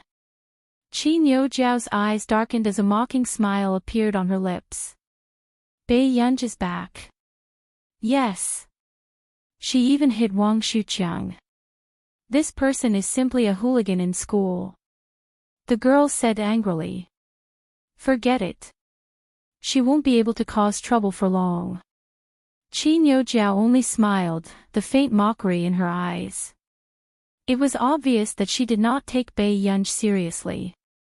Anyway, she came back this time to crush Bei Yunj into the mud. Youjiao, you seem to have been reborn this time. Your score is stable at 730 points. Even if you don't get extra points, you'll definitely enter Yun University. Everyone could not help but be envious. What do you mean by rebirth? I just did a little more homework. Qin Youjiao chuckled. In Nili, apart from practicing the piano, she did questions and only slept for 5 to 6 hours. She studied desperately so that she would not be stepped on by anyone. It was also to make Bei Yunj realize that she would never have the right to compete with her. At this thought, coldness flashed past Qin Yojiao's eyes. When Teacher Wen arrived at the class arrogantly, he found that everyone else was doing their homework quietly and Bei Yunj was sleeping. She really didn't give him any peace of mind. Seeing that Teacher Wen's expression was not good, Lu Yuanci immediately pushed Bei Yunj. Master Pei, if you don't wake up, old Wen will eat someone. Bei Yunj woke up slowly. Her eyes were slightly red, but her expression was not good. Teacher Wen gave a fake smile. Bei Yunj, aren't you used to sleeping at the desk after going out to play for a few months? Bei Yunj hesitated for a moment before she nodded. Everyone was speechless. As expected of Master Pei. Teacher Wen's expression darkened. She was hopeless. She was hopeless. However, Lu Yuanci immediately said, Teacher, Bei Yunj has a cold today. Bei Yunj turned to look at him. Question mark. But after meeting Lu Yuanci's eyes, Bei Yunj quickly understood. Lu Yuanci was deliberately covering for her. Okay, Bei Yunj replied. Only then did Mr. Wen's face fade away. He couldn't help but say with concern, take care of your body. Don't let it affect your performance in the college entrance examination. Yes, thank you, teacher. Bei Yunj nodded. Teacher Wen nodded and gave a few instructions before letting the students do their homework. Afterward, Lu Yuanci also noticed that there was something wrong with Bei Yunj's expression. What's wrong with you? Are you dreaming? Yeah. Since last night, she had been dreaming about the scene in the car with Washidi yesterday. One moment, the man was blowing air into her ear, and the next moment, the man was laughing. That pair of peach blossom eyes were like electricity. The scene of such a restricted level made it hard for people to speak. Bei Yunj, was this man here to curse her to death? What did you dream of? Lu Yuanci leaned over and asked. Bei Yunj picked up the glass and drank some water. Then, she picked up the iPad and said faintly, Pikachu with electricity. Lu Yuanci, question mark. But it was only in the afternoon that Lu Yuanci started to wonder if his mouth had been blessed. Bei Yunj really had a cold and her forehead was still a little hot. Until school ended. Bei Yunj, who had already taken the cold medicine, had her usual lazy and beautiful eyes looking listless at this moment. However, at the school gate, she saw Mrs. Qin picking up Qin Yojiao. The surrounding fans also lost control.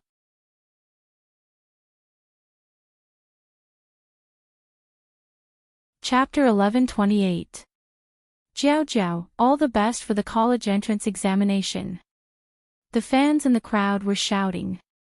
Qin Yojiao smiled and Mrs. Qin, who was holding Qin Yojiao's hand, also smiled at everyone. Thank you, everyone. Everyone, go back early. Hearing this, the fans became even more excited. However, Qin Yojiao also noticed Bei Yunj in the crowd. She held Mrs. Qin's hand casually and smiled sweetly. Mom, didn't I say that you should rest well and not come and fetch me? My daughter did so well and studied so hard. As a mother, of course I have to care about my daughter. Mrs. Qin touched Qin Yojiao's forehead and said with a smile, Jiao Jiao, Mom will always be proud of you. Qin Yojiao acted coquettishly with Mrs. Qin. However, Bei Yunj only looked away calmly and answered the chauffeur's call. Because there were too many fans, the chauffeur could not stop at the school gate, so Bei Yunj could only leave and walk to a nearby intersection. Mom, Bei Yunj is back too. Do you want to meet her? Qin Yojiao asked after Bei Yunj left. However, Mrs. Qin frowned the moment she heard this name. What's there to meet her? Jiao Jiao, stay away from her too, lest you get into trouble. Mom, I think that Bae Yunja's results are actually alright. They're not that bad. What if she can enter University too? Before Qin Yojiao could finish speaking, Mrs. Qin interrupted her and said with a smile, Her? How is that possible? Jiao, you don't have to care about her. A dark glint flashed past Qin Yojiao's eyes, but she hoped that Bae Yunj could hear these words with her own ears. She would only vent her anger if she could see Bae Yunj lose her luster. Back home.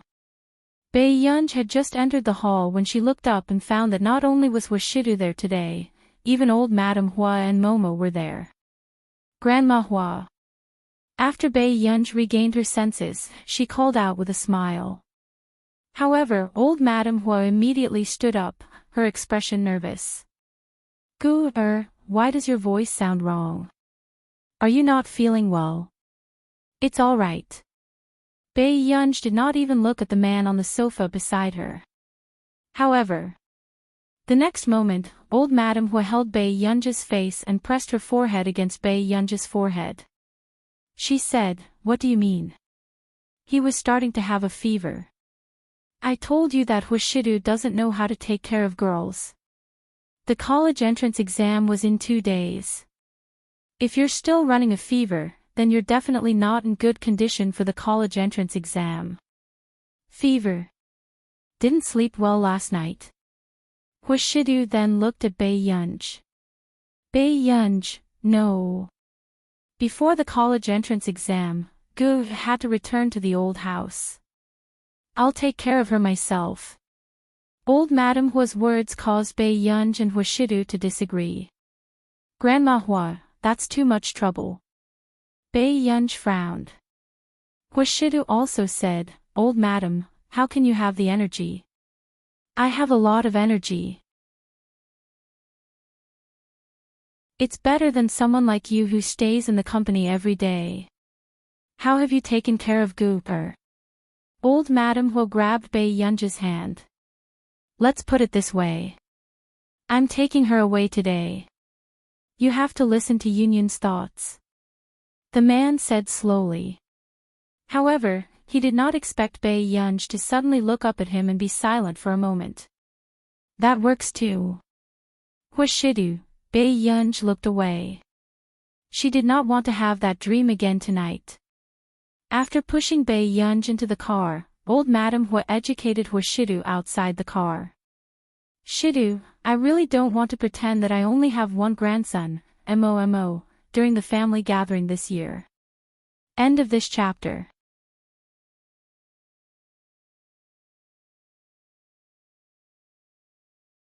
Chapter 1129. Huashidu was speechless. Soon. Tsing-su could not help but sigh when he saw Madame Hua take Bae Yunj away. Madame Hua was still as ruthless as ever.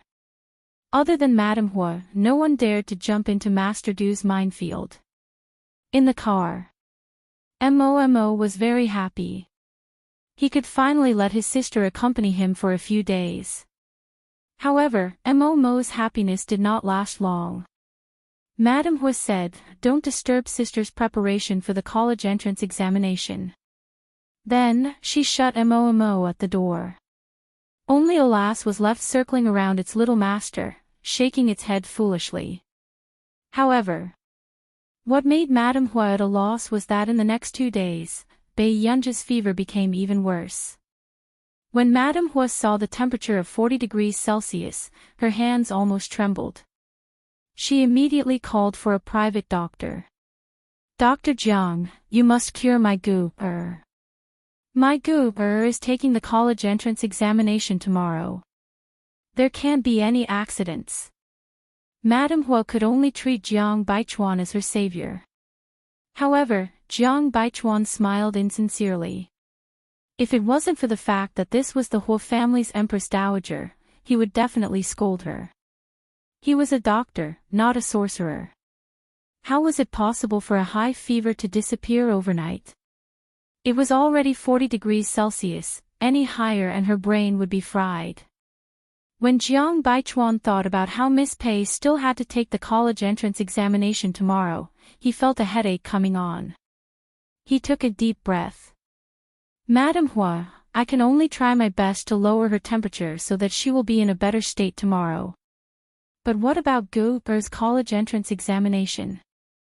The old madam immediately blamed herself and was annoyed. How could this be? In the past, when she took care of Jing, Shidu, and Momo were fine. I can only say that, it's up to fate. It doesn't matter if Miss Pei repeats for a year. Jiang Baichuan didn't think much of it. Anyway, the Qin family and the Huo family could support her. The next day, Bai Yunji's condition was slightly better, but after taking her temperature, she still had a high fever of 39 degrees Celsius. Madame Hua hugged Bai Yunji early in the morning and cried. Bai Yunji's head hurt even more.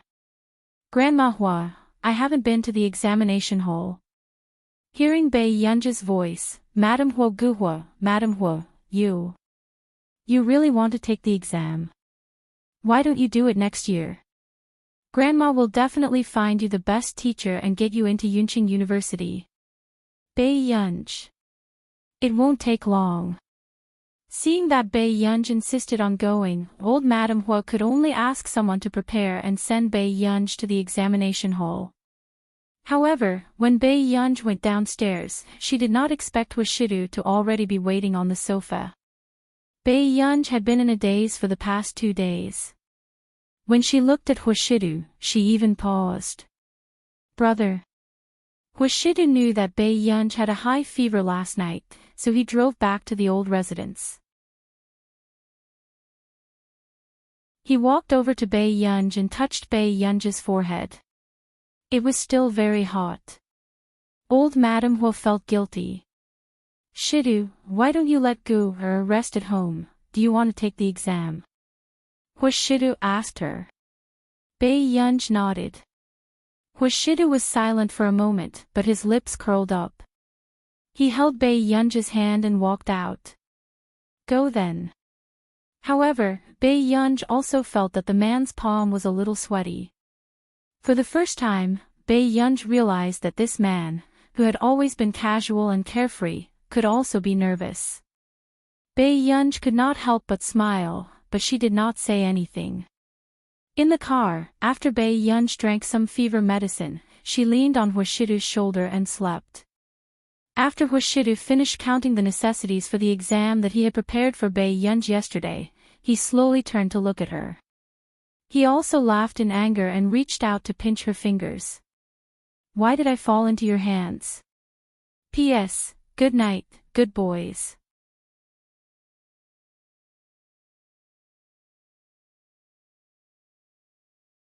Chapter 11:30. Bai Yunji woke up slowly and saw the crowd of students outside. This was the first time she felt the atmosphere of the college entrance examination. Do you want to go down and take a look? Washidu asked from the side. Bai Yunji nodded, and the two of them got out of the car together. After Bai Yunji got out of the car, the surrounding gazes quickly landed on Bai Yunji and Washidu. Especially Washidu. The man's aura was hard to ignore. Now that he was wearing an elegant tailored suit, he looked light and arrogant. Washidu's well-defined hand held a black long-handled umbrella, taking care that Bai Yunji could not bask in the sun. He then took out a bottle of cold water from the car and pressed it against Bai Yunji's cheek. This scene made the surrounding people extremely envious. Was there a mistake? He was butchering dogs during the college entrance examination. Bai Yunji held the man's warm hand very smoothly. When she rubbed the mineral water bottle, she also rubbed against the man's hand. She would be a fool not to take advantage of him. The man was used to it and only glanced at her casually. He laughed ambiguously. Just as Bai Yunji looked puzzled, she heard him smile unhurriedly. That's good. Brother likes our Yunji to be fearless. Bai Yunji was speechless. Bai Yunji immediately let go of his hand. In a way, Pei Qian was indeed unforgettable. He was clearly a bronze-level person who could fall ill from insomnia after being flirted with, but he still felt that he was a king. Suddenly, Teacher Wen's voice sounded in surprise. "Isn't this Brother Bei Yunj?" Teacher Wen. Huashidu nodded slightly. Teacher Wen, who was wearing a volunteer vest, greeted him and realized that Bei Yunj's expression was not right. "Bei Yunj, are you not feeling well?" Bei Yunj hummed lazily, her voice thick with nasality. Don't tell me you have a fever." Teacher Wen's expression changed. Bei Yunj's eyelids were slightly closed as she lifted them lazily, looking listless. Teacher Wen immediately panicked. "How high is your fever? Are you feeling unwell?" "Don't be nervous, Bei Yunj. Do your best. You can definitely do it. Let me teach you, take a deep breath and calm down," Bei Yunj said. "Teacher, you should calm down first. Why do you suddenly have a fever?" Hearing Teacher Wen's noisy voice, Bei Yunj immediately turned to look at Huashidu. "Brother, you can go back first. There's still a minute to go. I'll go over first." With that said, Bei Yunj turned around without thinking and prepared to leave. But in the next second, she was suddenly pulled back. The man's eyes were extremely dark. He stared straight at her and seemed to sigh. "Brother is still quite nervous." Bei. Huashidu raised his eyebrows and looked at her patiently, as if he was really waiting for her to coax him. Bei Yunj, did he need her to coax him? She, who was sick, wasn't nervous to go to the examination hall. Why was he nervous? This thought had just appeared in Bei Yunj's mind, but before she could react, someone suddenly grabbed the back of her neck gently. In the next second, Bei Yunj took a step forward and the man bent down, pressing 2 warm kisses on her forehead. In that moment, the man moved away. When the people around saw this scene, they were immediately flirted. Wasn't this 2F** king tempting?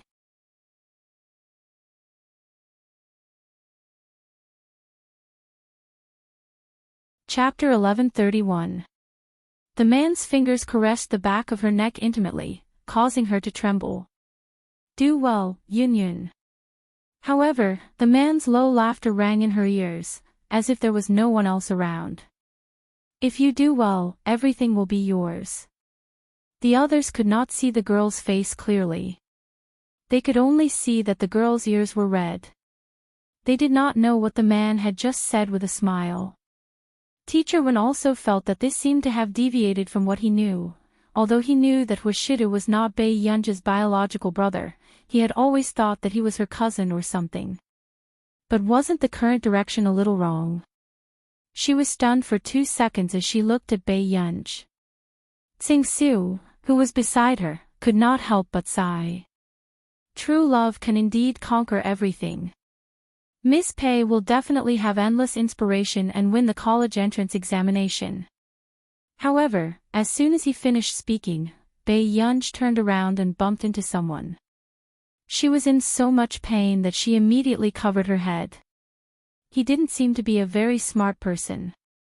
Tsing-su was speechless. Teacher Wen was speechless. It was over. She looked like she had drunk a box of vodka. Looking at Bei Yunj's back view as she left, Teacher Wen was almost depressed. "How is it? I think I saw Bei Yunj go in just now." "How is she?" Bei Yunj's physics teacher asked with a smile. Teacher Wen said, "She has a fever. She might be in a bad state. She's sick at this time." "Is it serious?" The physics teacher frowned. Teacher Wen instinctively looked at Huashidu. Tsing-su answered first, 39 degrees Celsius. This time, the teachers fell silent. This was already a high fever. If it rose another 2 degrees, her brain would be damaged. How can she take the exam in this state? The language teacher beside him was also worried. "That's right. The examinees from the previous cohort that I taught had a low fever that affected their performance. They were 20 to 30 points worse than usual. However, hearing their discussion, Teacher Hao of Class 1 was secretly delighted. He was overjoyed. Bei Yunj was already in such a state. Wasn't she basically saying goodbye to the top 3 in the cohort? She walked into the examination hall. The invigilator also noticed that Bei Yunj did not look too good. "Student, are you not feeling well?" "Yes, I have a slight fever." Bei Yunj's voice was slightly hoarse. It didn't sound like she had a fever. The invigilator sighed. "Come on, hang in there. Every year, there would be children who would catch a cold at this time. How unlucky." "Thank you, teacher." Bei Yunj smirked. After returning to her seat, she touched her forehead. But soon, the test papers were handed out. The Chinese language exam. The teacher saw that the first person to put down her pen was Bei Yunj. Once he closed the paper, he fell asleep on the table. Seeing this, the teacher couldn't help but sigh. He secretly felt pity for this examinee. 2 exams were completed. Bei Yunj had just reached the door when she saw Chu Zhixing and Lu Yuanxi looking at her with a messy expression. It was as if he was admiring her strong will despite her physical disability. "Master Pei, it's all right. If it doesn't work out, you can be my junior." Lu Yuanxi consoled. Bei Yunj couldn't be bothered to look at him and left. After a few exams, everyone in Hengdan knew that the big boss who got first place in the college entrance examination had a high fever of 39 degrees Celsius. It was a pity that her fate was full of misfortune. Back at the Qin family's old mansion. How did Gu do? Old Master Qin was also very nervous. Bei Yunj nodded. Not bad. However, Qin Yu wanted to say something but hesitated. He pursed his lips and said in a bad tone, "Grandpa." They had just agreed not to mention the college entrance examination results, but the old master asked about it the moment they met. End of chapter.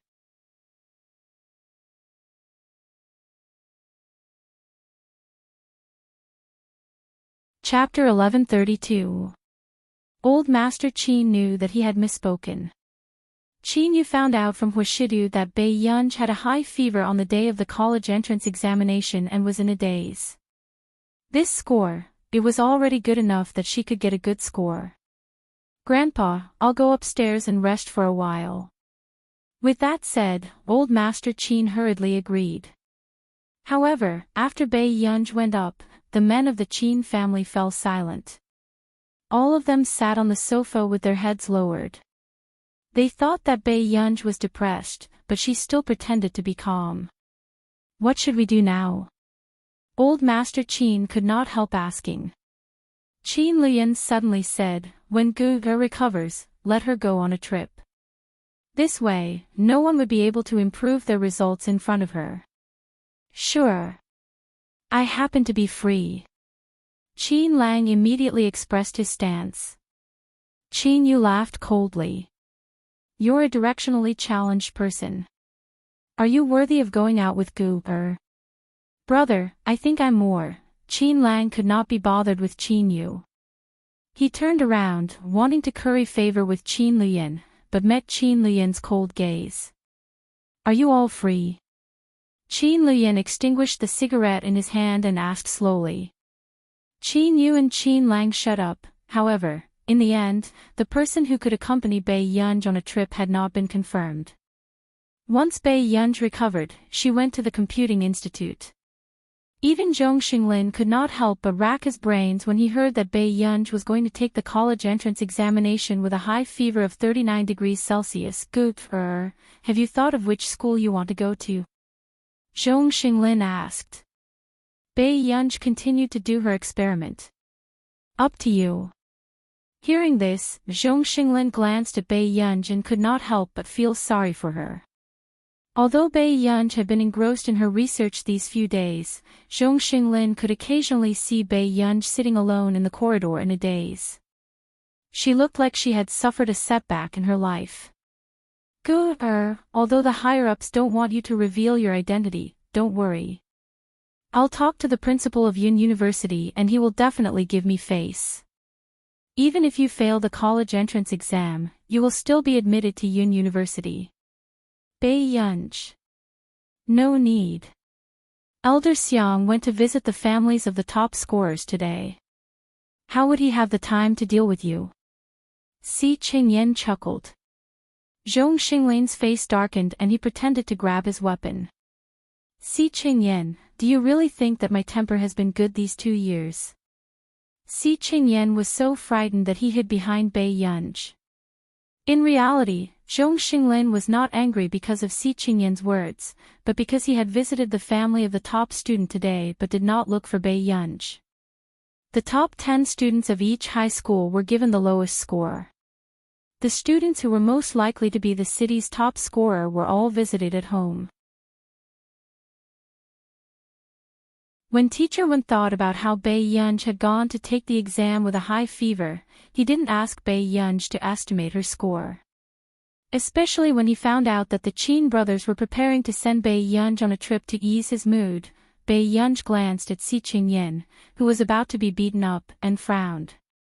Old master, I've calculated all the data you asked me to calculate for you. So fast. Zhong Xinglin was shocked. Usually, it would take him half a day to calculate. Did Bei Yunj count this as an hour? Yes, take a look. Bei Yunj looked at the time and realized that tomorrow was the college entrance exam results day. Soon, Bei Yunj looked away, but she didn't know that the men in the Qin family couldn't sleep that night. The next day, the college entrance exam score system was almost crushed. The form teacher of Year 3 surrounded a computer and refreshed the results every 2 minutes. P.S. There's one more chapter.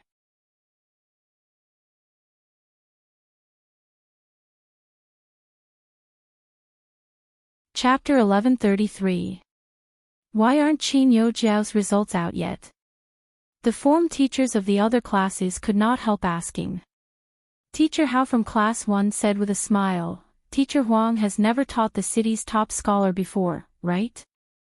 The one with the highest score will be stopped. Teacher Huang almost rolled her eyes. It was as if she had taught the city's top scholar before. However, the first high score was Lu Yuanxi's.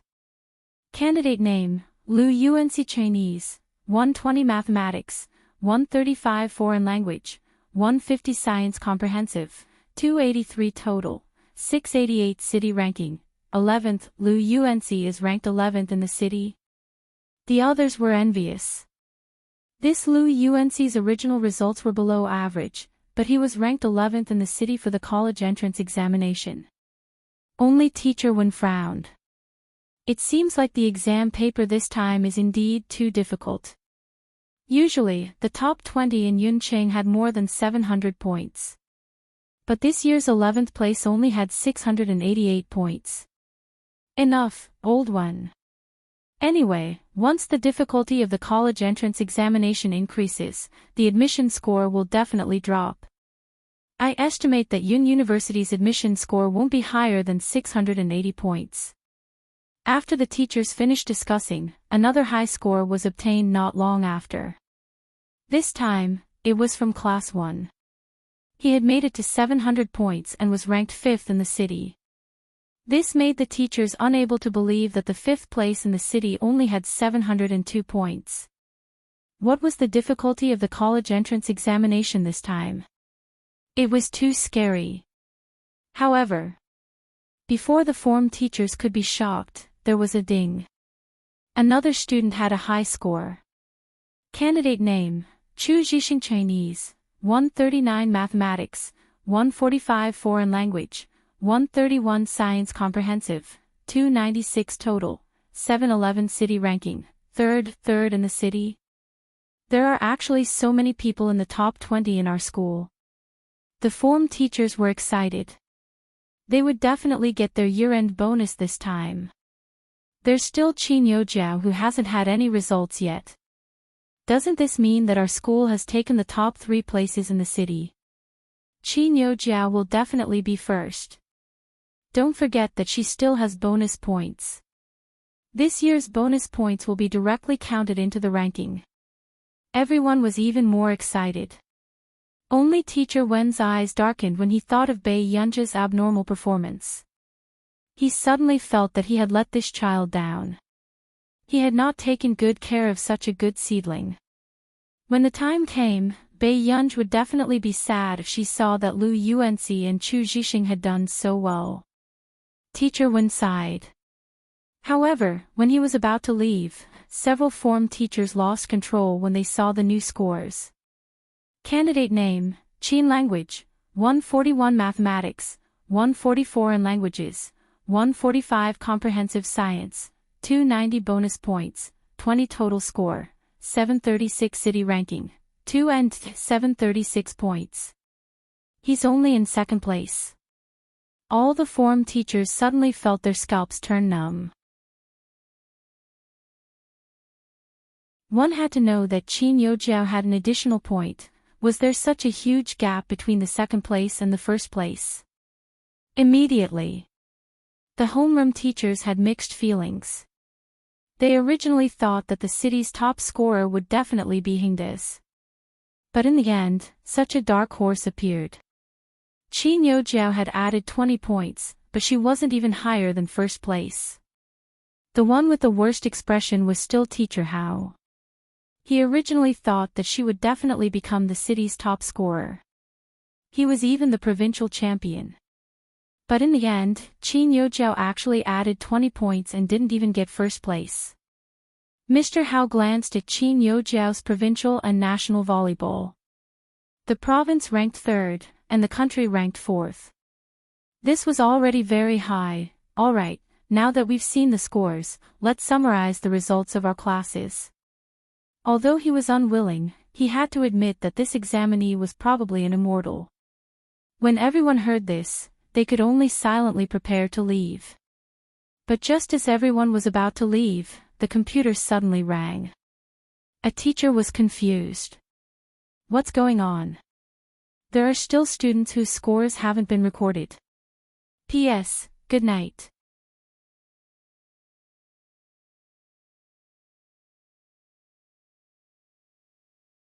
Chapter 1134. The teacher closest to her felt that it was strange and immediately walked to the computer.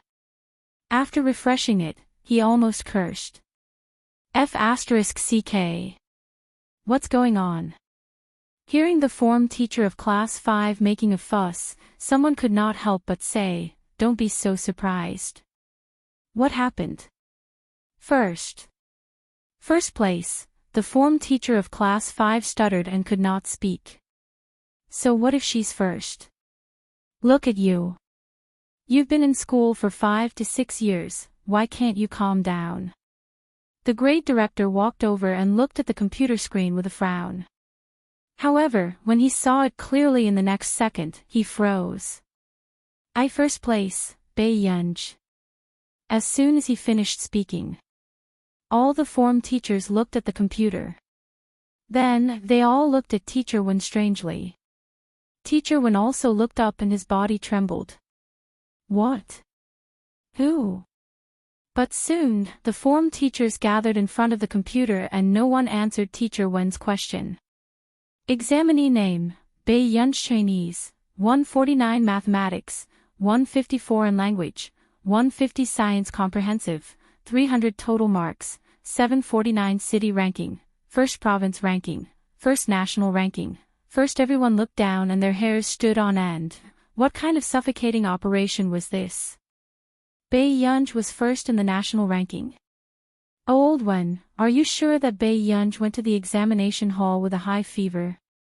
Someone could not help asking with a trembling voice. Teacher Wen regained his senses and nodded blankly. Yes, Bai Yunji had a high fever those days and her face was as red as an egg. When she came out, I even asked her how she did. She said that she didn't finish the essay and was too sleepy. All the form teachers were silent. The ending was not finished and only 1 point was deducted. Besides, she had gone to the college entrance examination with a high fever of 39 degrees Celsius. In the end, she even became the top scholar in the National College Entrance Examination. This college entrance examination was a nightmare for others. It had even been trending many times because the questions were too difficult. But this person seemed to be unaffected. Qin Yojiao added 20 points and was still more than 10 points behind her. What kind of godlike standard was this? She did very well. Teacher Wen was surprised. If it wasn't for the fact that the others couldn't find any traces of acting on Teacher Wen's face, they would definitely beat him up. The form teachers were expressionless. Can't you King see for yourself? Teacher Wen walked to the computer in confusion, but when he saw Bai Yunji's results, he almost fell back. His mind seemed to have been blown. Zhuang Yuan. Mr. Wen's face was full of horror. He didn't expect that his first student would be a national champion. The homeroom teachers, what to do? Seeing this idiot's expression, he was even more annoyed. At this time, the homeroom teacher of class 1 also had an extremely ugly expression on his face. The homeroom teacher of class 5 could not help but ask, "Didn't you ask her how she did on the exam?" "Mr. Wen, how would I dare to ask?" She said her results were average. At that time, he was afraid that Bai Yunji would be in a bad mood and do something stupid. "Everyone else, you call this average?" Under the death stares of a group of people, Teacher Wen could only brace himself and call Bai Yunji. However, after calling 4 or 5 times, the other party finally picked up. "Speak." The other party's clear and melodious voice was slightly hoarse, revealing a hint of impatience. Bai Yunji didn't even look at the note. "Everyone, was this the temper of the national champion?" Teacher Wen. "Yunji, have you checked the results?"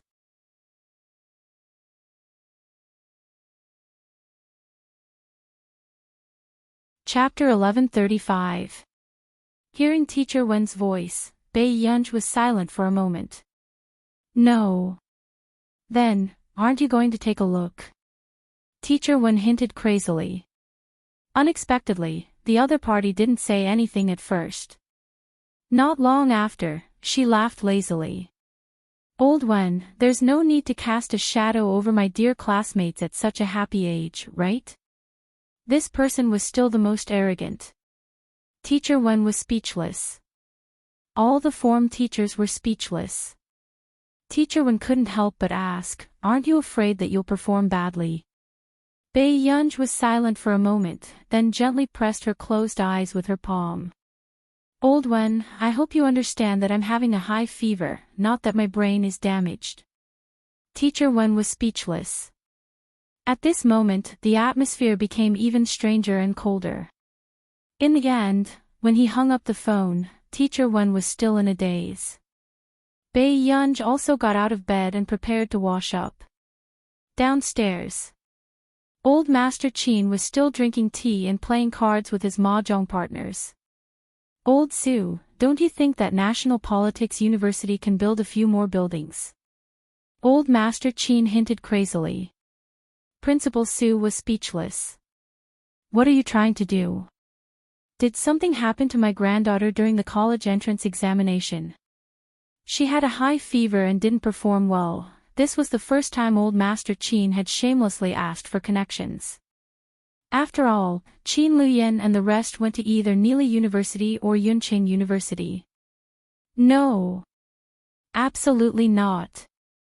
Principal Su immediately rejected him.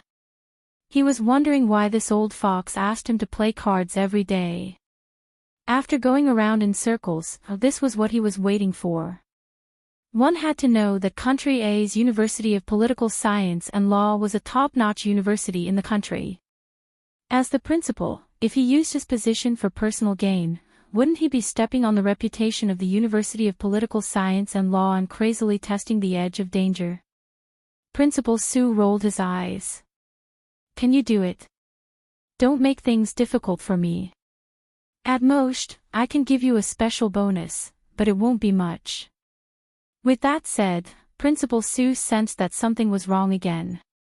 No, I heard that the admissions teams of Beichuan and Yun University specially went to look for your granddaughter. How could she not do well? As soon as he finished speaking, the two mahjong partners beside him pinched his thigh and gave him a hint with their eyes. Why didn't this old Sue listen to any gossip? As expected. Old Master Qin was silent for a moment before he said lightly, Old Sue, my granddaughter's name is Bei Yunj. You've been in Neely for the past 2 years, so you still don't know the situation. When Principal Sue heard this, he immediately fell silent. After more than half a lifetime, who wouldn't be an expert? As for the other two, it was more or less a pity. Everyone in the industry had witnessed Qin Youjiao's excellence in all aspects back then. It was a pity that she was not the Qin family's biological child. The only reason he lost was because he didn't reincarnate well. Suddenly, a voice from outside the door intruded on their conversation. Dad, do you have to be so biased? Old Master Qin turned around and saw that it was Mother Qin. His face darkened and he became more vigilant. What are you doing here? For the past few days, the last thing he wanted was for Mother Qin to appear at the old mansion and use Qin Youjiao's grades to provoke Bei Yunj. After all, Mother Qin was Bei Yunj's biological mother. Old Master Qin was afraid that Bei Yunj would be sad. However, what Old Master Qin was thinking was exactly what Mother Qin was thinking. However, the difference was that Mother Qin had come this time to help Qin Youjiao regain her face.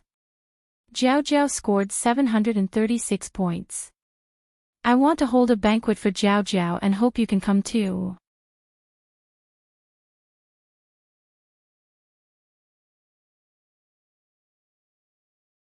Chapter 1136. Hearing this, Old Master Qin was so angry that his face flushed red. His fingers trembled as he pointed at Mrs. Qin, who was wearing a cheongsam embroidered with white orchids. Why, you don't have any conscience as a mother. Almost everyone knew that Bei Yunj had gone for the college entrance examination with a high fever. Even Mr. Qin had come to show concern a few times, so it was impossible for Mrs. Qin not to know. But at this time, she was helping Qin Youjiao to show off. Mrs. Qin pursed her lips. Then, she continued to laugh coldly stubbornly. Dad, you're the one who's biased. If you didn't care about Jiao Jiao's life at all, I wouldn't have done this. Jiao Jiao is the child I raised for more than 10 years, but you only have Bei Yunj in your heart. Hearing Old Master Qin and his daughter-in-law arguing on the spot, Principal Sue and the rest were a little embarrassed. You! Old Master Qin was so angry that his heart hurt. His mahjong friends hurriedly helped him sit down. I won't go. Our Qin family only has one young lady. Old Master Qin said with a dark expression. Hearing this, anger burned in Mrs. Qin's eyes. She laughed coldly and glanced at the person beside her. Even Principal Sue is here. Dad, you're too biased. If Jiao Jiao didn't do well this time, would you be willing to find connections for her? No. Old Master Qin said expressionlessly. It was not just Qin Youjiao. Even if Qin Luyan and the rest did not do well in the college entrance examination, Old Master Qin would not find any connections for them even if he made them repeat their studies. However, when Mrs. Qin heard this answer, her expression still twisted slightly. But in the next second, from the corner of her eye, Mrs. Qin saw Bei Yunj coming down from upstairs and suddenly smiled elegantly. Dad, did you not come to Jiao Jiao's banquet because Bei Yunj did well in the exam? This sentence almost infuriated Old Master Qin. If it wasn't for the fact that the men of the Qin family had been taught to never hit women, he would have picked up his walking stick. But Dad, don't worry. Even if you don't treat Zhao Zhao as your granddaughter, Zhao Zhao still hopes that she will be filial to you. The phone number and address she left for the college entrance examination was also from our old mansion. Mrs. Qin's smile was deliberate. As a child of the Qin family, how can she embarrass the Qin family?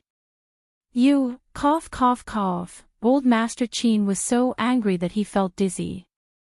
Grandpa. At this moment, Bai Yunj walked over to help old Master Qin calm down.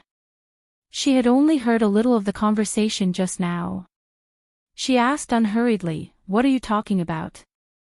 "Nothing much." When old Master Qin saw his granddaughter, his voice became much gentler. This surprised Principal Su and the others. One had to know that even with Qin Yojiao back then, old Master Qin had never spoken in such a loving tone. "This is Yunj, right? How are your college entrance examination results?" The moment Principal Su opened his mouth, he subconsciously asked about the results. This caused old Master Qin's death gaze to fall on him. "It's all right." Bai Yunj, on the other hand, looked natural.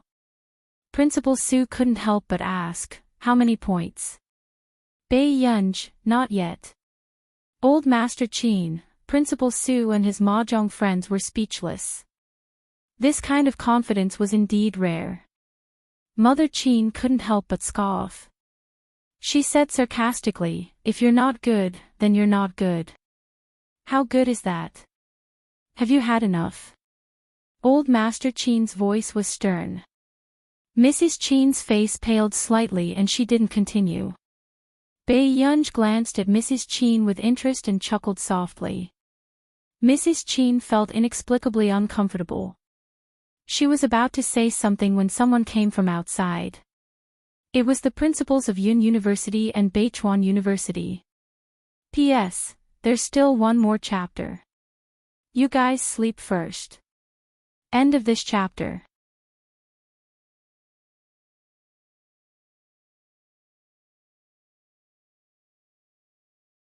Chapter 1137. Excuse me, is this old Master Qin's house? The two principals had just arrived and were still a little nervous. After all, they had met outstanding candidates with good family backgrounds, but this was the first time they had met someone with such a good family background. It was at least a few hundred meters from the entrance of the old mansion to the living room.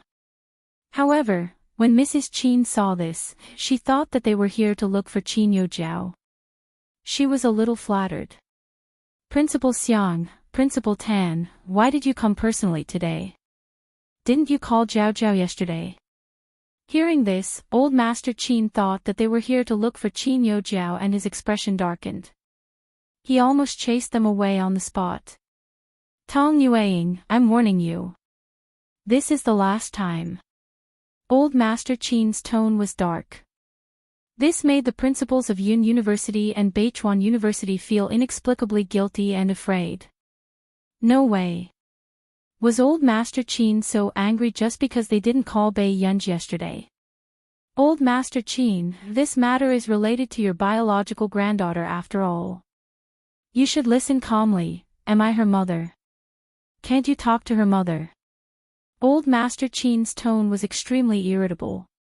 The principals of Yun University and Beichuan University shrank their heads. They were indeed the family of the top scholar in the country. How arrogant.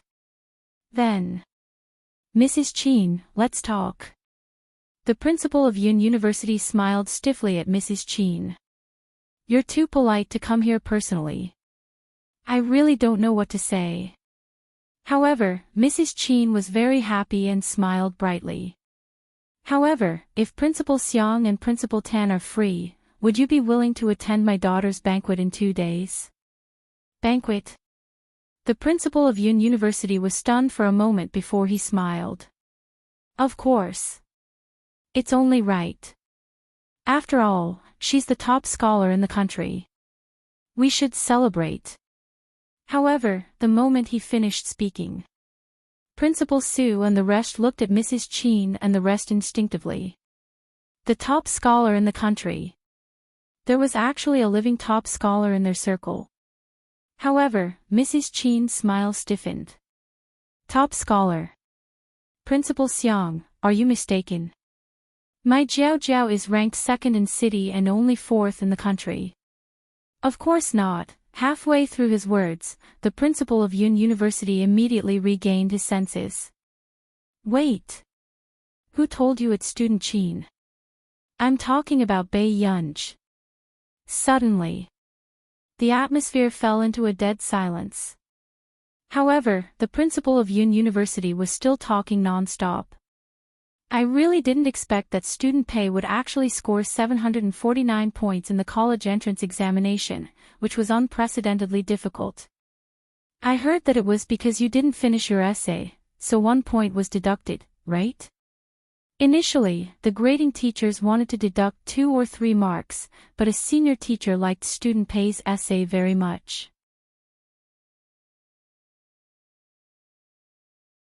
He couldn't stand the deduction of 2 or 3 marks and sent it to the higher-ups for approval.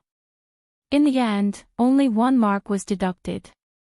Gu Er scored 749 points. Old Master Qin asked incoherently in disbelief. The Beichuan headmaster hesitated. You won't even check the score. Could this be the family of the national champion? He was already so confident. Old Master Qin was speechless. What should he say? Not only did he not check the scores, but he even let his granddaughter get in through the back door. Principal Sue was also silent. If he had agreed to let Old Master Qin go through the back door, would he have made a fortune today? It can't be. Surnamed Sue, you're from a political school, yet you're here to snatch the top scorer from us. Beichuan's principal had a wary look on his face. Principal Sue was speechless. Speaking of which, you might not believe it, but I just rejected the application of the family of the college entrance examination's top scholar. P.S. Good night, good boys.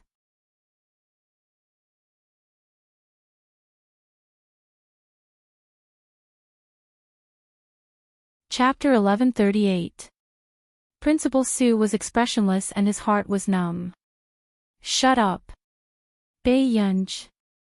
Suddenly, Mrs. Qin seemed to have lost control of her mind. She looked up at the principal of Yun University and denied agitatedly, how is this possible? How can she be first in the national examination? She cheated. She must have cheated.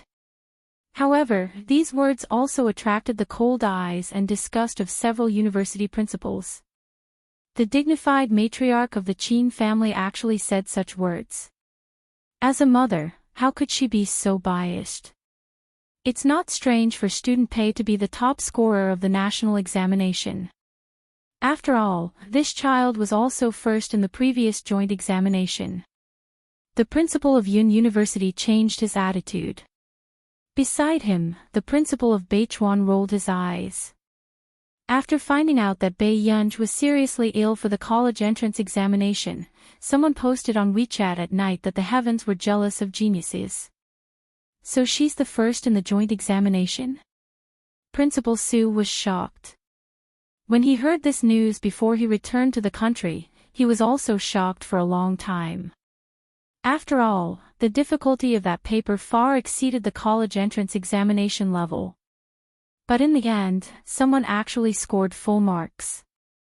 All of a sudden, Principal Sue looked at Old Master Qin with a complicated gaze and even a little twisted. Good fellow. So this was what this old fox meant when he said that she didn't do well. Because she could score full marks previously, but now, she actually lost 1 mark. In the end, Old Master Qin was beaming with joy, wishing he could announce this great news to the world.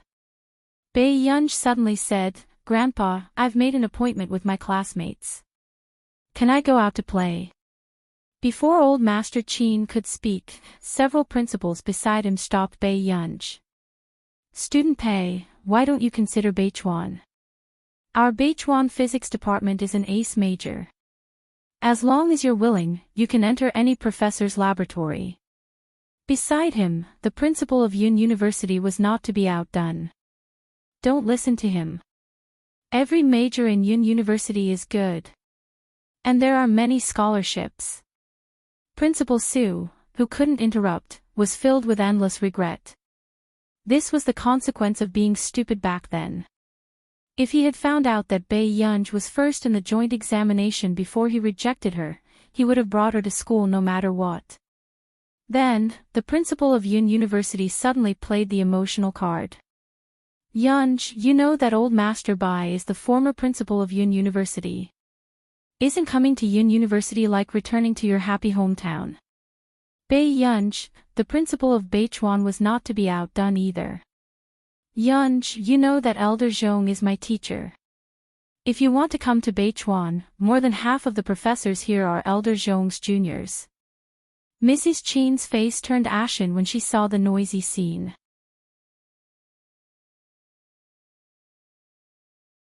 She gritted her teeth and felt like she had been slapped in the face.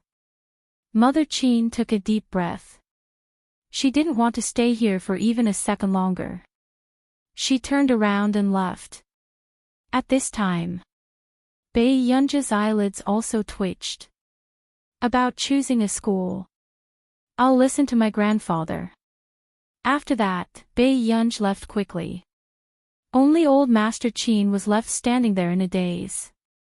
However, a few seconds later, the principals and old Master Qin looked at each other. Half a minute passed. Old Master Qin suddenly became noble and cold. He sat back on the sofa and said, "Old Xiao, you should all go back early." Hearing this, the other two card players knew that this was about to start and immediately left. Before the other three principals could react, they heard old Master Qin ask in a reserved manner, "Do all of you know how to play cards?" The principal of Yun University, ? The principal of Beichuan, ? Principal Su.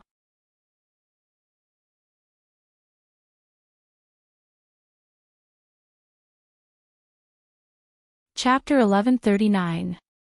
A few minutes later. The three principals were forced to play cards with old Master Qin. Old Master Qin said with a smile, emphasizing the last three words. Come. Don't give in to me just because I have a granddaughter who is the top scholar in the college entrance examination. The principals were speechless. Good fellow. They wanted to play a few rounds seriously, but with this old man saying this, who would be stupid enough to play seriously? They had all lived for more than half their lives, so who wouldn't understand what he meant? The principals, who had been praised for half their lives, could only agree with a smile and seriously lose money to play with him. Especially Principal Su, who was smiling insincerely.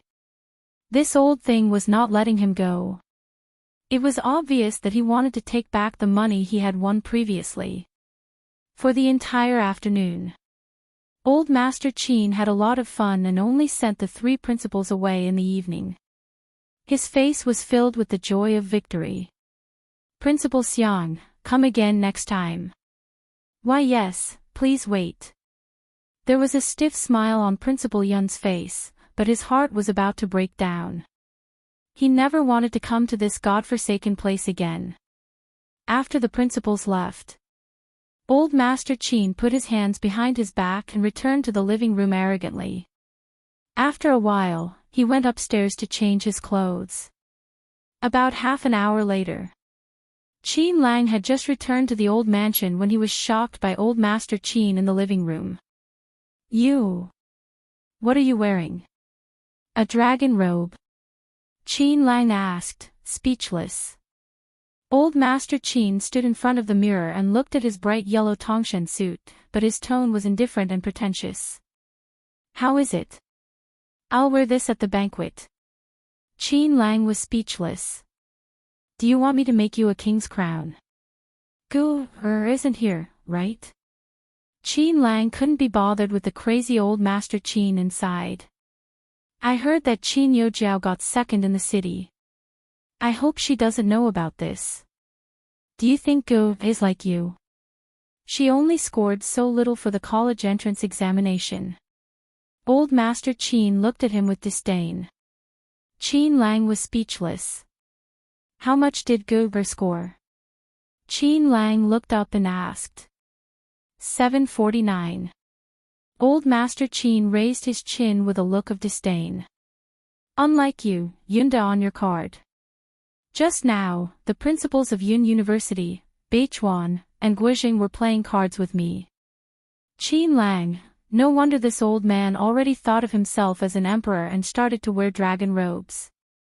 After Qin Lang finished despising him in his heart, he quickly went upstairs and secretly posted on his WeChat moments to show off. Bei Yunj had only come out to hide from the principals. After calling Song Yao, she found out that Song Yao had gotten 9th place in the city and would definitely enter Yun University. Computing Institute. Master Pei is awesome.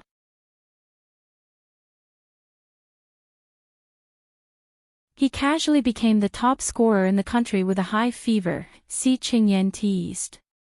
In the afternoon, the news that the top scholar of the college entrance examination was suffering from a high fever and was 1 point away from getting full marks had spread.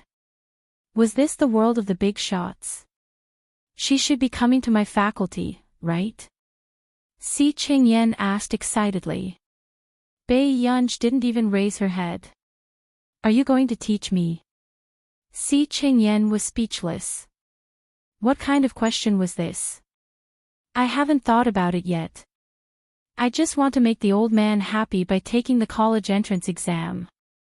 Bei Yunj said slowly. Just don't leave Yun City. You can go anywhere. Si Qingyan was scrolling through the trending topics as usual. Suddenly, he saw a novel trending topic and clicked on it. After a while, he laughed coldly. What's wrong? Bei Yunj asked. Si Qingyan seemed to have thought of something and chuckled. Nothing. Today, Qin Youjiao was checking the live stream and the news of her coming in 2nd place in the city immediately became a trending topic.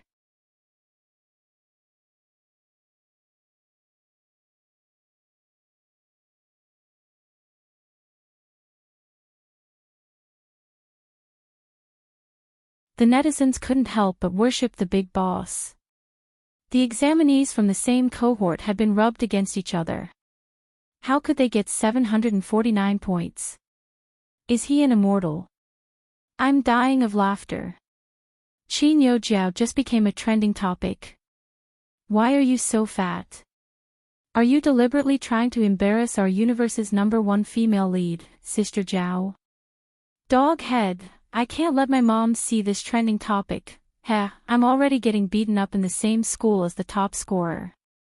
Goodbye. Why? Why? She has a high fever of 39 degrees Celsius and she can F*King reach 749. What the F*CK, taking the exam while sick. So fierce. I can prove that it's true. I'm a Hengda alumnus too. TSK. Qin Youjiao is too good at acting. He didn't even take her seriously, but she had to come and provoke the big boss. Hey, what do you mean by that? Why don't I understand? Don't ask. If you ask, she's the real young lady. The passers-by were confused when they saw the few alumni talking in riddles.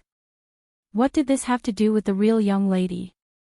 But a few minutes later, someone could not sit still and reposted the official media's post. Qin Yu, she's better than her brother. Yunqing Daily, come and enter the world of the goddess of studying.